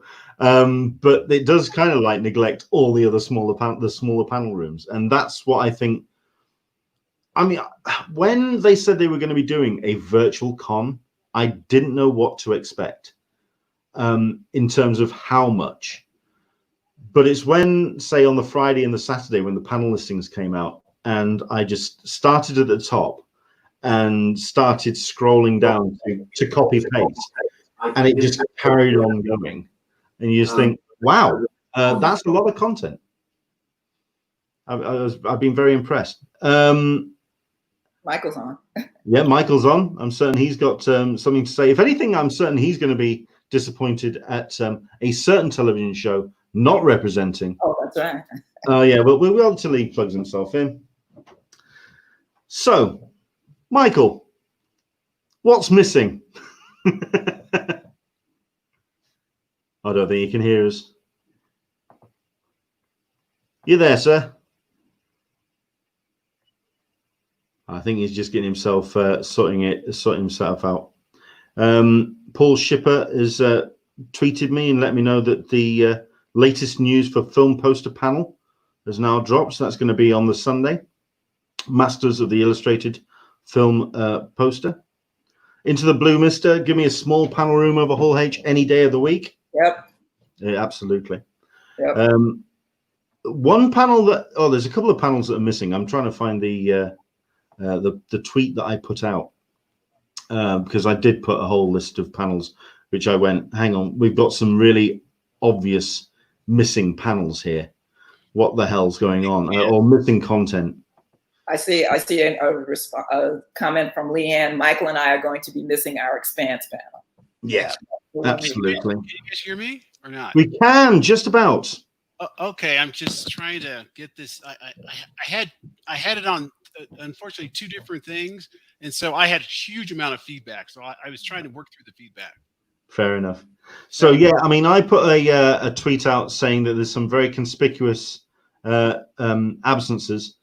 Star Wars, the fact that there is no Star Wars. I mean, I think there's a publishing one. I think there's one of the books ones. There's nothing in terms of considering how. I mean, even when Star Wars Celebration happens, there's usually a lot of Lucasfilm content, and there's usually a fair amount. There seems to be a very sizable gap with Star Wars on this one. Watchmen. I felt that would have been a good panel to have at this time when certainly the conversation in America about race, about police brutality, and those topics which Watchmen brought up, I would have thought would have been a good fit for Comic-Con to talk about. Animal Crossing. Why is there not an Animal Crossing panel? If they had a Pokemon Go panel, why don't they have Animal Crossing? I think it would have been good to have a creator or comic creator spotlights on more of what we would have seen each year, the spotlights on individual talent, and also celebrating those we have lost in 2020, because this has been a year where COVID and just general old age has taken some major talents. There is obviously one tribute panel, but there are a number of people that could have been celebrated, I think. I mean, just from the brief glance that you've seen, what's your take on the panel listing? Do you feel it still represents what San Diego Comic-Con has been? For me, go with you. Okay. For me, I mean, good for them for trying. This is definitely not the same as actually being there. Sure. But it's the best this is the best they can do given the time frame they had and the whole going through the cancellation of the con itself. So for me, is it going to help with the devastation of not being able to go to Comic-Con? The withdrawals. For me, yeah, for me, not real. I'll be wearing my Comic-Con t-shirts that week, but that'll be it for me. So. Fair enough. Michael, I mean, when you look through this listing, does it feel like a San Diego Comic-Con listing? Okay. I have to say a couple of things real quick. Don't forget Carnival Row is not listed either, Leonard. So that's another show from Amazon Prime that's not there. Really? And obviously, yeah. Well, yeah, and so it wasn't there when we saw The Boys, but again, we don't have The Expanse, and I think we all know why The Expanse is not there. I mean, but there's a few. I mean, Lock and Key. That's a show that went really well just prior to lockdown. But is that Amazon? I can't remember. That's Amazon. Amazon or Netflix? Amazon. Okay. Yeah, I don't know. I don't understand. And especially Carnival Row. I mean, they've got the second season, and the second season hasn't come out yet. So you'd have thought that they would have done something, right? But just real quick, I thought the panels looked really good considering how quickly they put everything together. Those are good panels. Those are, I mean, if you actually notice, if those panels were actually if we couldn't see them at different times and watch them at different times, there are a lot of them that I have actually have 3 or 4 lined up, and that's without Marvel and DC. Could you imagine how bad it would be with Marvel and DC in there too? Good Lord. I mean, this is no, seriously, this is good. I thought they did a great job. I don't have any complaints considering everything that's going on. I think they did a good job. And just something real quick, Karen. I'm going to tell you something offline, and I'll tell you about the play that we did in college. Okay. The part that May played is so funny. Okay, I've got to tell you. I've got it. So you could next time if you ever see her in real life, you can say something to her that will make her laugh. Okay, okay. I promise. Okay. Okay. Fair enough. All right. Fair enough.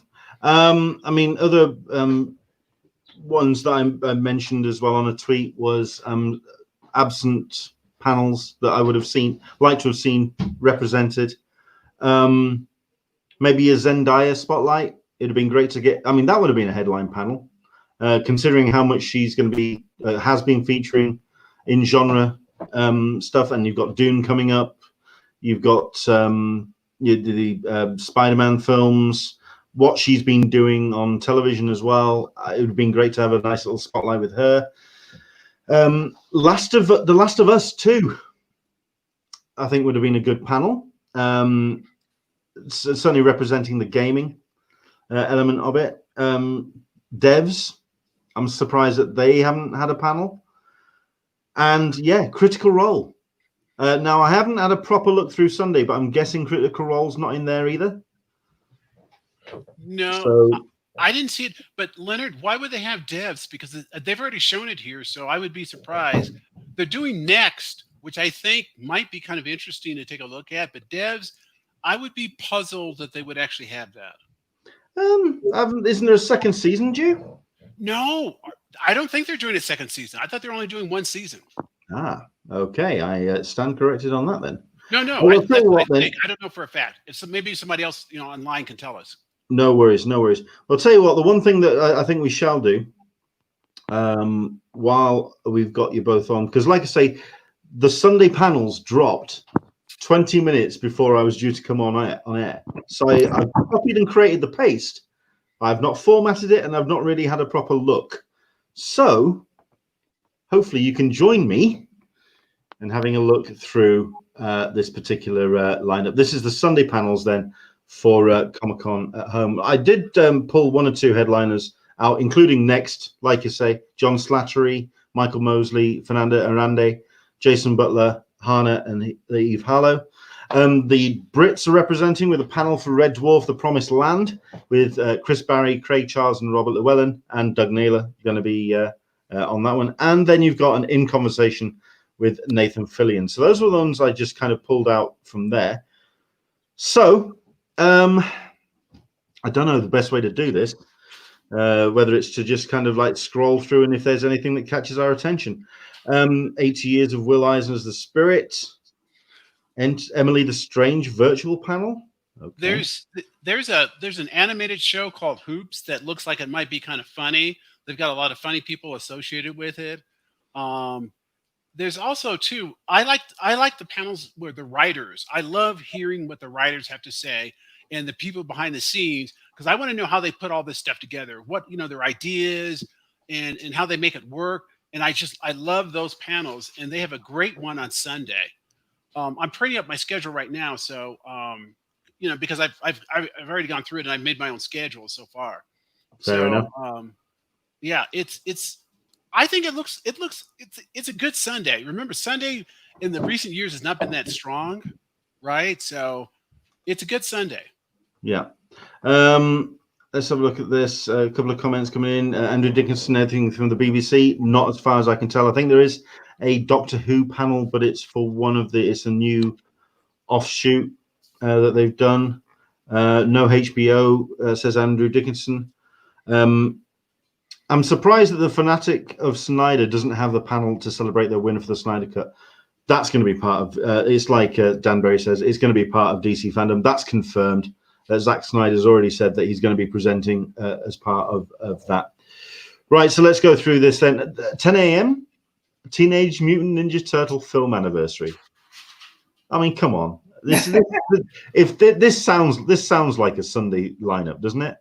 Yeah. It'd be good if they had more people involved, like casts and whatever. So you've got a producer, a writer, and a moderator. There needs to be more people involved in that if you're going to get anyone watching. Hoops, which is the new animated adult series from Netflix. Coming together for this show of a foul-mouthed high school basketball coach sure to hit the big leagues if he can only turn his terrible team around. Jake Johnson, Rob Riggle, Ron Funches, Natasha Leggero. You know exactly what you're going to get from that little lot. But then again, produced by Phil Lord and Chris Miller, so it could be rather cool. Look at 11, Leonard. 11 as next. Next might be an answer to devs. It might be, they're that network's answer to devs. Sure. Over 30 cosplay, virtual costuming, and cosplay advice for the mature cosplayer. Fair enough. Okay. I need to go to that one. Well, I'll wait till the panel of over 40. We'll go from that. I could go to that one too. Keep going. Okay. Into 11 o'clock. Boom Studios. So you've got Matt Kinton there. Sabia Tahir, but we'll see how Boom go. Jack Kirby, an introduction. Marc Vanier, that would be a good panel. He knows how to put his presentation on. Here's your next panel. Manny Koto. So you've got this propulsive fact-based thriller about the emergence of a deadly rogue artificial intelligence, which combines pulse-pounding action with the examination of how technology is invading our lives and transforming us in ways we don't yet understand. So the Blacklist then. Person of interest. Sorry. Okay. No tow trucks beyond Mars. Fine, whatever. I mean, I'm gonna scroll through this. If anything jumps out, by all means. The no tow trucks would be like a scientific thing on the reality of actually going to that. I would go to. Okay. I think they've done that before. Discussing the latest JPL rover and other adventures and missions. Cool. Leonard, while you're going through that real quick, Cosmos is having a panel too in one of the earlier days. Yes. Neil deGrasse Tyson is always good. Always good. Yeah. And his panels at New York Comic Con are always not sold out, but I mean they're always oversubscribed. People are always lining up, still trying to get into it, even after they give out all the tickets. People still will try to line up to get into those. So those are super popular, and he's a wonderful. He's a wonderful, wonderful person, entertainer, smart. He keeps you interested because he can talk to people like us, but he can obviously talk to the best scientists too at the same time. So sure. So I just want to put in a plug for him. I really should have pulled up the because I think that what they've done very cleverly, because they've organized this like it's the actual convention, it means that everything's up on Shed, which means they are seeing what the interest is. And perhaps I should have gone through some of the numbers, because that does give a sense of what people are going to be checking out and going to and seeing which panels they're going to be doing. Craft of World Building in Comics, Kieran Gillen, Stephanie Hans, Mirke Andolfo, Sanford Green. Good grief. Okay. That's a hell of a panels. Image Comics. Wow. That's something I think I'd be checking out as a comics panel. Aztec depictions in pop culture 500 years after the fall. Wow. Okay. Now we're into the tall grass. But okay, this is it shows the breadth of what they're doing. HBO Max Looney Tunes, no description on that, so it depends who's going to be showing up and representing on that panel. 1 p.m. Kevin Easton panel, so talking Teenage Mutant Ninja Turtles, Drawing Blood, and with guests. Red Dwarf, here we are, 1 p.m. Chris Barry, Craig Charles, Robert Llewellyn, and Doug Naylor, all talking about Red Dwarf, The Promised Land, launching on BritBox July 26. I don't know anyone who has that service. The Goldbergs at 1. I mean, this feels like a Sunday lineup, doesn't it? Yeah, I mean, it really is. Although you have Looney Tune cartoons at 1 o'clock too, Leonard. So let's get to the important stuff here. Who's the best Doctor Who? It would be nice if there was actually some Doctor Who's in there. Yeah. Some doctors. Let's have a look. And yeah, I think that's probably this is the headliner of the day. A conversation with Nathan Fillion. I mean, come on. Special appearances by Joss Whedon, Alan Tudyk, Gina Torres, Mika Cox, Molly Quinn, Seamus Diva, and John Huetas. Yeah, I think that's going to be well watched. Leonard, I agree with you, but I have to put in a plug for writing for TV from first draft to getting staff. Those I've had a chance to meet. I think I met at least Jimmy Paglia for Eureka, and he's a wonderful, wonderful person. I mean, as a person who wants to write, you have to go to this panel. This is a must-see panel, in my opinion. Sure. So it's a slow Sunday, but a panel like this is great because you can actually get into it. And see it, and these people actually have interesting things to say because they all have had very successful TV shows. Yeah. Solicitor Smeg, if SDC wants more realism in their virtual panels. Oh, I could see Leanne. Hello. They should put everyone who enters into a virtual line for at least 3 hours before they can stream any panel. That's one way of doing it. Leanne is joining us. Hello there, Leanne. How are you? Leanne. If anything, oh no, all right, okay. She's showing off a shirt. Oh, I have that T-shirt. I wore it yesterday. I was thinking of Leonard when I got dressed this morning. I was like, hey. Thank you. You're wrong. You got to give that T-shirt to Leonard now. No, it's Leanne's. It's Leanne's now. She No. I was at that panel. I struggled to get to that panel after having to go all the way across to the Marriott to pick up our stuff right before the panel and got back before it started. So yeah, that I earned every bit of this shirt. Amen. Damn right. Okay. So I mean, you've watched the show, or you've watched as much as you could. I mean, what's your take on Comic-Con at Home?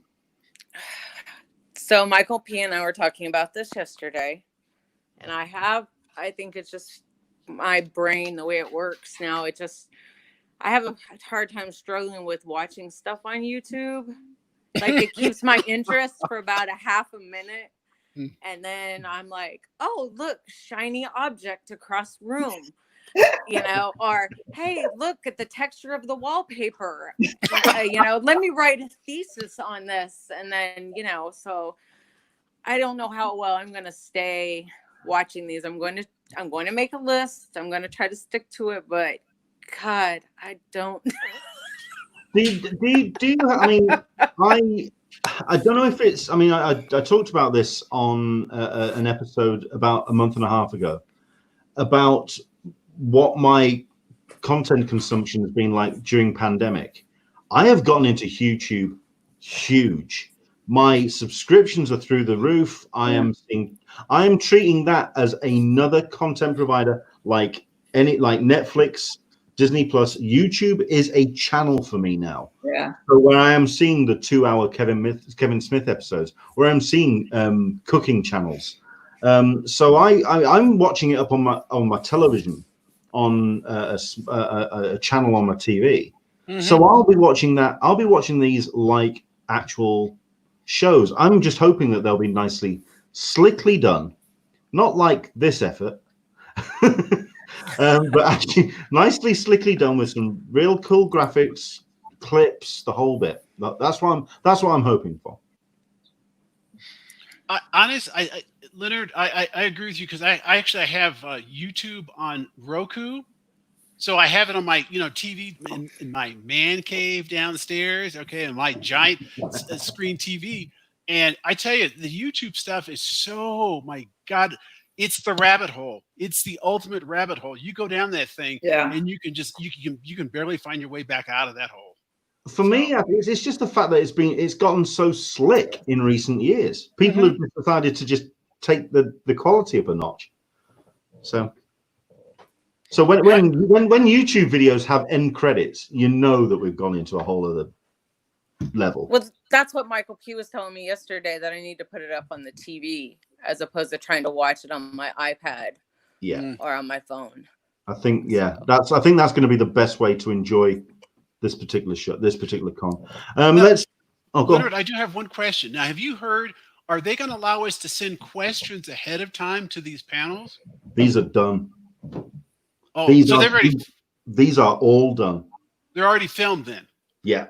Oh, I did not get that. I did not realize that. These are all. This is all pre-recorded. The idea being that they can then brand it, top and tail it with graphics. They're making sure that if they have guests on, you're not having signal dropouts, you're not having guests disappearing. It's all very controlled. If the panel runs for an hour 10, hour 15, they can trim it down. This will be controlled. And not only that, but the fact that the videos are the links are live already. They're already on a server somewhere. Oh, okay. You know what? The sad part about that is, because you remember when we went to the panels at Nerd HQ when they were doing conversations with the college. You remember how wonderful those panels were? They were just wonderful because they were so intimate and everybody was very relaxed and very comfortable. Do you remember those? Yes. Absolutely. Into the Blue Mister, and I think we'll all recognize this. Yes. The dangerous thing about YouTube, you start off with videos about rocket science and you end up with cat videos and people falling off gym equipment. Yes. Absolutely. True. Okay, let's continue with the Sunday listing. Let's see how far we can go with it. So Invader Zim at 2. LGBTQ comics at 2. Like I say, if anything jumps out, we'll stop and we'll talk about it. Robotech at 2. Super Asian America, which is it's a selection of Asian people. Panelists to talk about in media and representation. I think that's an interesting and important topic to have. 4 quadrants of publishing. So small press, self-publishing, ebook. Okay. So how to create your own first novel. That could be of interest to you, Michael. Yeah, I saw that, but actually there's another one at 3:00, The Writer's Journey. You haven't got to it yet. That's the one I'm definitely I've got on my list here. Fair enough. So I'm going to be doing that one at 3:00. I might go back to these other ones. Yeah. Well, that's the great thing about them. I mean, even if there are panels that clash, you can go back and watch the videos. Into the Vault of Ripley's most exclusive finds. It's Morphine Time. Power Rangers meetup. Although there's not that many of the major players. That's a shame. Keen Spot 20th anniversary annual Comic-Con panel, Pandemic Edition. I have no idea who Keen Spot are, so by all means help me out on that one. Making a living being creative, art of here's the panel which Paul talked to me about. Oh, and he's moderating it as well. Excellent. Holy crap, there's got Juice Struzan on it. Okay, well that's me for 3:00. I hope you don't mind, but that's where I'm going to be. I'm going to be watching that. Paul Shipper moderating, Steve Chorney, who did Who Framed Roger Rabbit, Robert Rodriguez, Jewel of the Nile, James Goodrich, who did Deadpool, Greg Hilbrand, who did Star Wars, William Stout, who did Star Wars Last Jedi, Akiko Stenrenberger, Kiss of the Damned, Rory Kurtz for Baby Driver, and Drew Struzan, Back to the Future. Legend.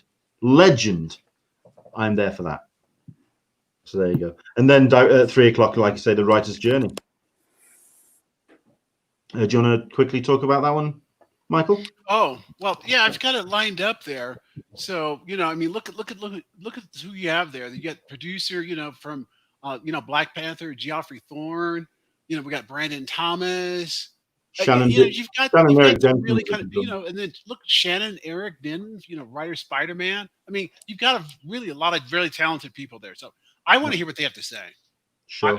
I'm waiting. I just want to hear what they have to say. Yeah. 3 o'clock, Wakanda Forever, the psychology of Black Panther. 3 o'clock, World Builders, evolution of immersive entertainment. So everything from VR through to the creation of the Mandalorian. There's a name absent on this one. Several names absent, I think. Careers in Geek Fashion. Where's Tony? And that's one I would go. Ooh. I would go to that one. Where's Tony? Where's her universe? Yeah. You Okay. think they wanted just different people this time because Tony is usually on there, and in her universe, she's usually there. Maybe they just want to have different voices because Tony's in another panel, right? He's only doing the one, but yeah, he's doing one Yeah. on the Thursday. So maybe that's it. I mean, you might want to just check it out and see if they say anything different or if they have new people, and they actually pay homage to the people who started, like Tony and Miss Absolutely. Universe. Miss 4 p.m. And if this isn't a Comic-Con panel, nothing else is. Christmas in July, the psychology of pop culture and Christmas. From watching a Charlie Brown Christmas to listening to All I Want for Christmas Is You to debating whether The Nightmare Before Christmas is a Halloween or a Christmas movie. Okay. All right. That's definitely a Sunday Comic-Con panel. Yeah, you guys, let me 100%. stop you guys for a second. You know that the Hallmark Channel right now is having Christmas in July, for the next 2 weeks. You I guys think know we've this, got right? that in the UK as well. Yeah. So I was like, this is not that unusual. My whole point is it's not that unusual. And it literally, it's a big thing. And that's one of the biggest things on the Hallmark Channel. And in fact, Leanne, you and I have a friend who watches that. And I'm not going to mention his name in public because I don't want to embarrass him, but he watches that stuff, okay? I know who you're talking You know who I'm talking about. You know who I'm talking about. So this one's interesting because very much an absent panel for me because it's the first panel on usually in Ballroom 20. In Indigo, Anatomy of a Superhero, and they've been running that panel for years. This is probably the most equivalent to it. Composer Squares game show at 4 p.m. Film and television composers participate in a Hollywood Squares online game show.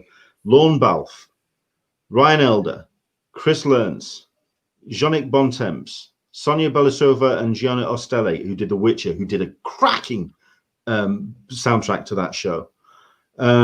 Sapphire Toth. I mean, there's some big names there. I think that's probably the equivalent to that panel. They're curious to see what they do with it. And I think it's the same people behind it as well, White Bear PR. So, yeah, that sounds about right. Everyone's a critic being a journalist in an online age. Some familiar names in there. Bob Chipman, Bill Waters. Yeah, the usual. 4 p.m. full-time creative work on a part-time schedule. That's a Sunday panel.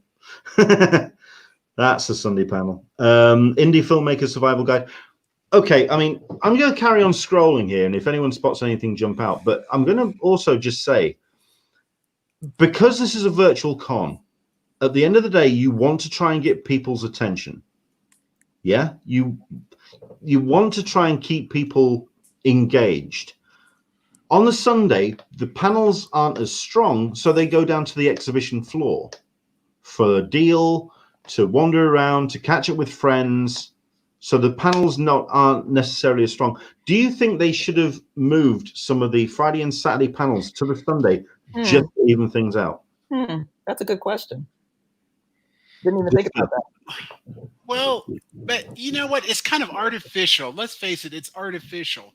Because the other ones, we can watch them any day. So, I mean, only the hardcore people and those of us who are retired will watch, during the daytime and stuff. And everyone else will watch whenever. And so I would imagine a lot of people are going to be watching the good panels on Sunday, and these other ones, no one's going to watch them. But You know yeah, some what? of them are still fun and good. Sunday and could be that day where they catch up with panels which they have clashed, or just going back through the listings of the Thursday through. They could watch the Eisners. You could watch the Masquerade Ball. This would be the first Masquerade Ball I've seen.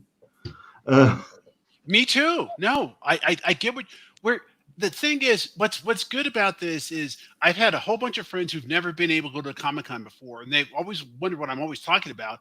So now they have a chance to see some of these panels.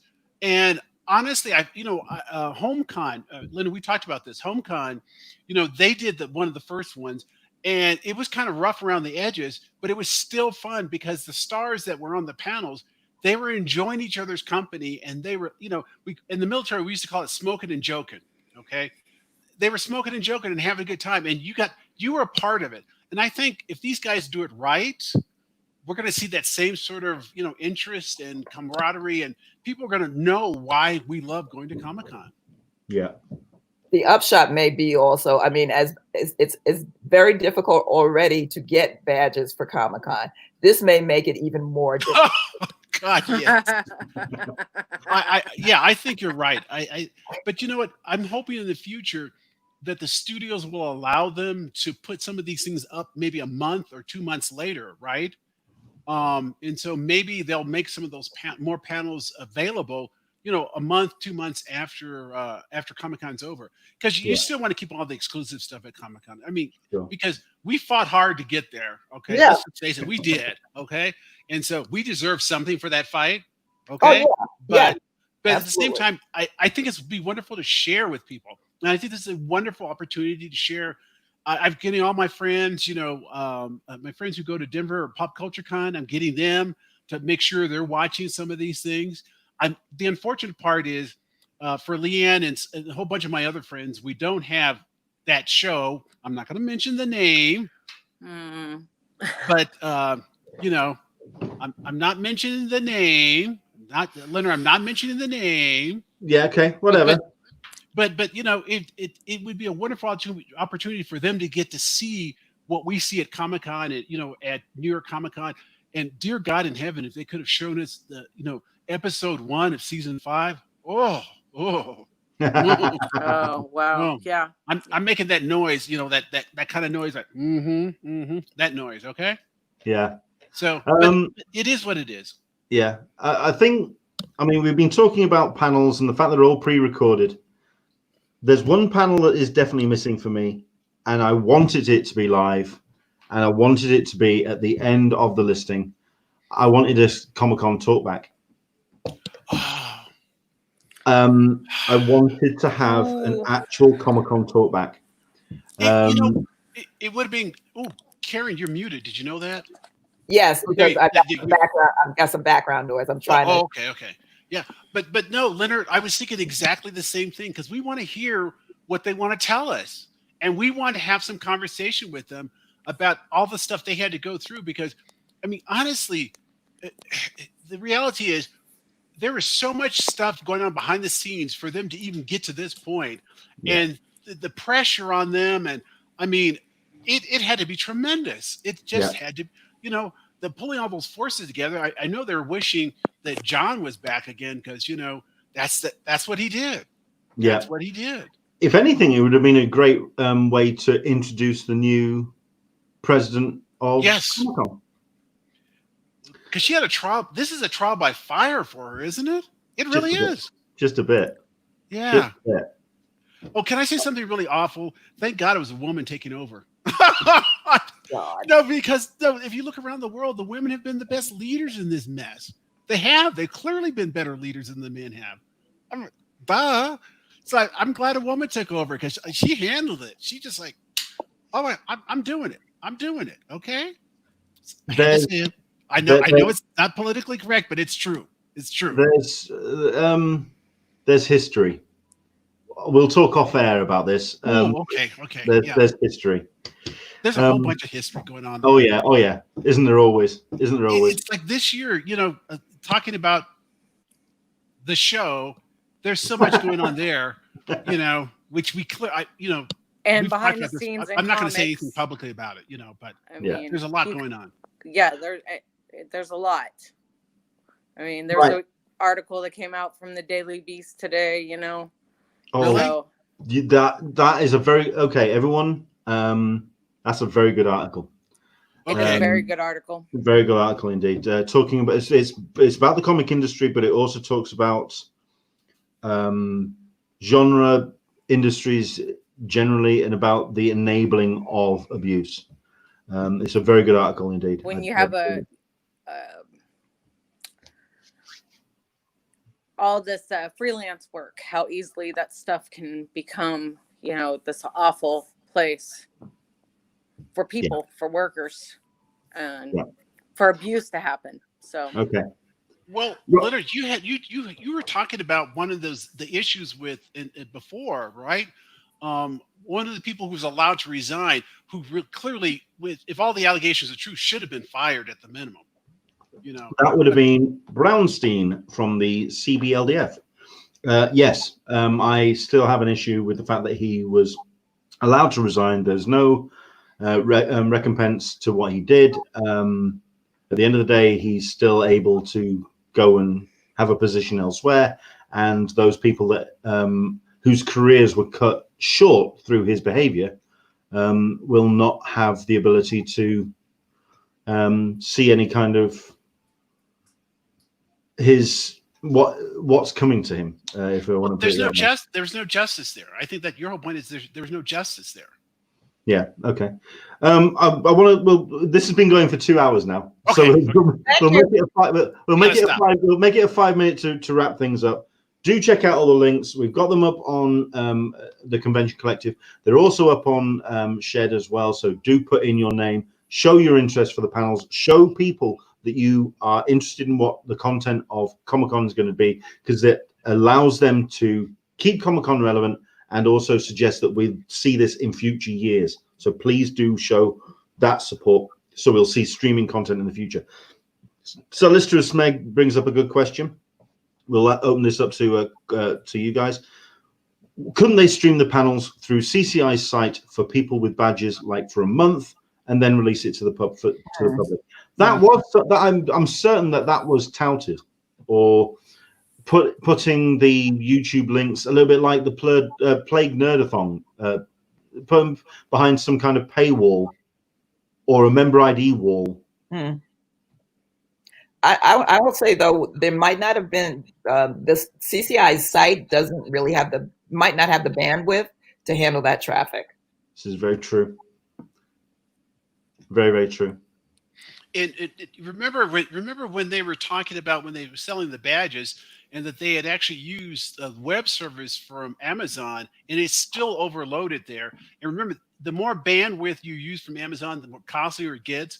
And so as more and more people piled on, it will become more and more costly for Comic-Con to do it. So that's something else to keep in mind. I mean, all this stuff is like really complicated. We see the finished product and we think, oh, it must be simple. No, you've got a whole bunch of very smart people working very hard for very long to make all this stuff happen. So I'm one of those people that works on some of that back end stuff, and I don't even get into the weeds in terms of traffic. But I when somebody says, "Oh, you just push the button," that just makes your head, explode. Right. Something I will say, I tried to get David Glanzer on this episode just for the first 20 minutes to just talk about the difficulties of getting this up and running, about the efforts that CCI have made in the light of pandemic. He said that he was too busy at this point. He wasn't doing any live stuff, but he has agreed to an email interview. So this is to everyone who's watching. We've still got a number of people who are watching at 2 hours. Thank you very much indeed for sticking with us. If you would like to send a question to me, either on Twitter, on Facebook, or via email, which is leonard@theconventioncollective.com. If you have a question for David Glanzer, for CCI, for Comic-Con International, if you can get that to me by 9 p.m. tonight, okay? Oh, so hang on, you've got an hour. Okay. Oh, 9 p.m. your time. Oh, wow. Okay. My time. Yes, my time. before I go to bed. Okay, have yourself a think over the next 60 minutes and get yourself a question to me that you would like to hear answered from Comic-Con International. Solicitor Smegs is a perfectly good one about how it could have been more for the badge holders. Let's have some ideas. Let's have some questions. Get them to me by Twitter, by Facebook, or email them to me, leonard@theconventioncollective.com. So you know what, Leonard, can I throw in something real quick? Sure. I think one of the key is this is a question everybody must be asking. Is there going to be a badge resale? Were there enough badges returned so there's going to be a badge resale? As far as I'm aware, no. And not enough people have refunded. I didn't think so, but some people have held out hope, and I thought, no. Anybody with a 4-day badge, and if you had 4-day with preview night, there's no way those people are turning those badges back in. Is that something you've heard, Leonard? That there's no, or you're pretty sure? Or That's what I've heard. Okay. Wow. Okay. Danbury is saying that CCI have said a sale was not going to happen. Did they say that on their site? I'd love to. Yeah, if you could get the link to that, Dan. I do remember it being said. I just can't remember where it had been said. Oh, that was. They actually. I think Dan's right. I think I may have seen it posted one place too. But my thing is, I thought I saw it posted before the deadline, and I haven't seen anything posted after the deadline. So Yeah. that's where my question comes from. Maybe more people, but honestly, the people who got the badges, you'd borrow money from your grandmother before you give your badge back. So I'm just saying. And your grandmother. At least we're not having to look for hotel rooms at this point. So yeah. Oh God. Yeah. Let's count for small mercies. Yes. Right, we're gonna let you guys go. So I want to say thank you very much, Neve, for coming on. Leanne, I know that you've I don't know if there was a technical issue, but I know Leanne's disappeared. Leanne, all the best to you, and I hope to see you again soon. Karen, thank you very much, Neve, for coming on. Michael, thank you very much, Neve, for coming on. Again, have a look through the listings, see if there's something that you want to watch. Definitely. But all I can say is, once again, show your support, because through this, number one, it will show the companies involved. I mean, we've had companies which are not representing on this version of Comic-Con. Sony, Universal, Paramount, all the rest of them. There are a whole bunch which are not representing. We need to show them that this convention is still relevant and that we are still the audience for them to get the word out. That's number one. And number two, this is also important for Comic-Con itself, because this could possibly be the model for live streaming panels going forward. Let's hope that we can get that instead of that attempt at Comic-Con on demand that was provided to us a couple of years ago, which was not fun at all. But there we go. Karen, thank you very much indeed for coming on. I don't know if there's anything you want to promote, anything you want to say. I'll promote one more thing. I didn't see where it was on the schedule, but the Legal Geeks did a panel 2 years ago. It was the mock court martial of They're not doing one. It was fantastic, the best. So I'm looking for that one. It's not in the listings yet, so I hope they do one, but I will be checking that one out. Keep an eye on that one. And Michael, anything people can go online to find stuff that you're doing? I'm still over at Friends at Comic-Con, so just check us out over in the forum. And we talk about a lot of. In fact, we just put out an article, and I have to put in a plug for my guilty pleasure besides this show. That show. The Order on Netflix. It's a guilty pleasure, but I love that show because it's a mixture of drama, comedy, and horror. And this last season went way dark, and it was a surprise how dark it went. And it's fun. It's just a fun show. The people are having a great time, and it doesn't hurt that the cast is just good to look at too. Okay. That never hurts in my opinion. Never hurts. Fair enough. At some point, I mean, the next thing I'm going to be checking out is Warrior Nun. So that's going to be the next thing on my list. So that's me. But listen, guys, thank you very much indeed for coming on. I really appreciate it. Thanks, Leonard. Next time we see each other IRL, yeah? Yes, definitely. Absolutely. Take care. We'll see you soon. Adios. Bye-bye. Oh, and there we go. That's yeah, Karen and Michael, thank you much indeed. We've run for a long show, but then again, there's a lot to get into, and we always have this when we have the panel breakdowns. What do you think? What has been your impression of the panels? Is it strong enough? Is it something that still represents what San Diego Comic-Con is? Is there something that you're missing? Is there something you're excited to see? Jump in on comments and down below, not just necessarily on the Q&A, down below. Like, subscribe, hit notifications, and continue to support what we do on An Englishman in San Diego and Talkin Con. I'm back again on Wednesday. We've got a special guest, which we'll be announcing in the next couple of days. And also we've got details this week coming out about our Comic-Con after party, which we're organizing slowly but surely. Take care. Enjoy the rest of your evening. Thank you very much indeed for watching this very extended episode of Talkin Con. Tell us what you think about the panels, and tell us if you're excited for SDCC at home in 2 weeks' time. From myself to you, we'll see you soon. Bye-bye.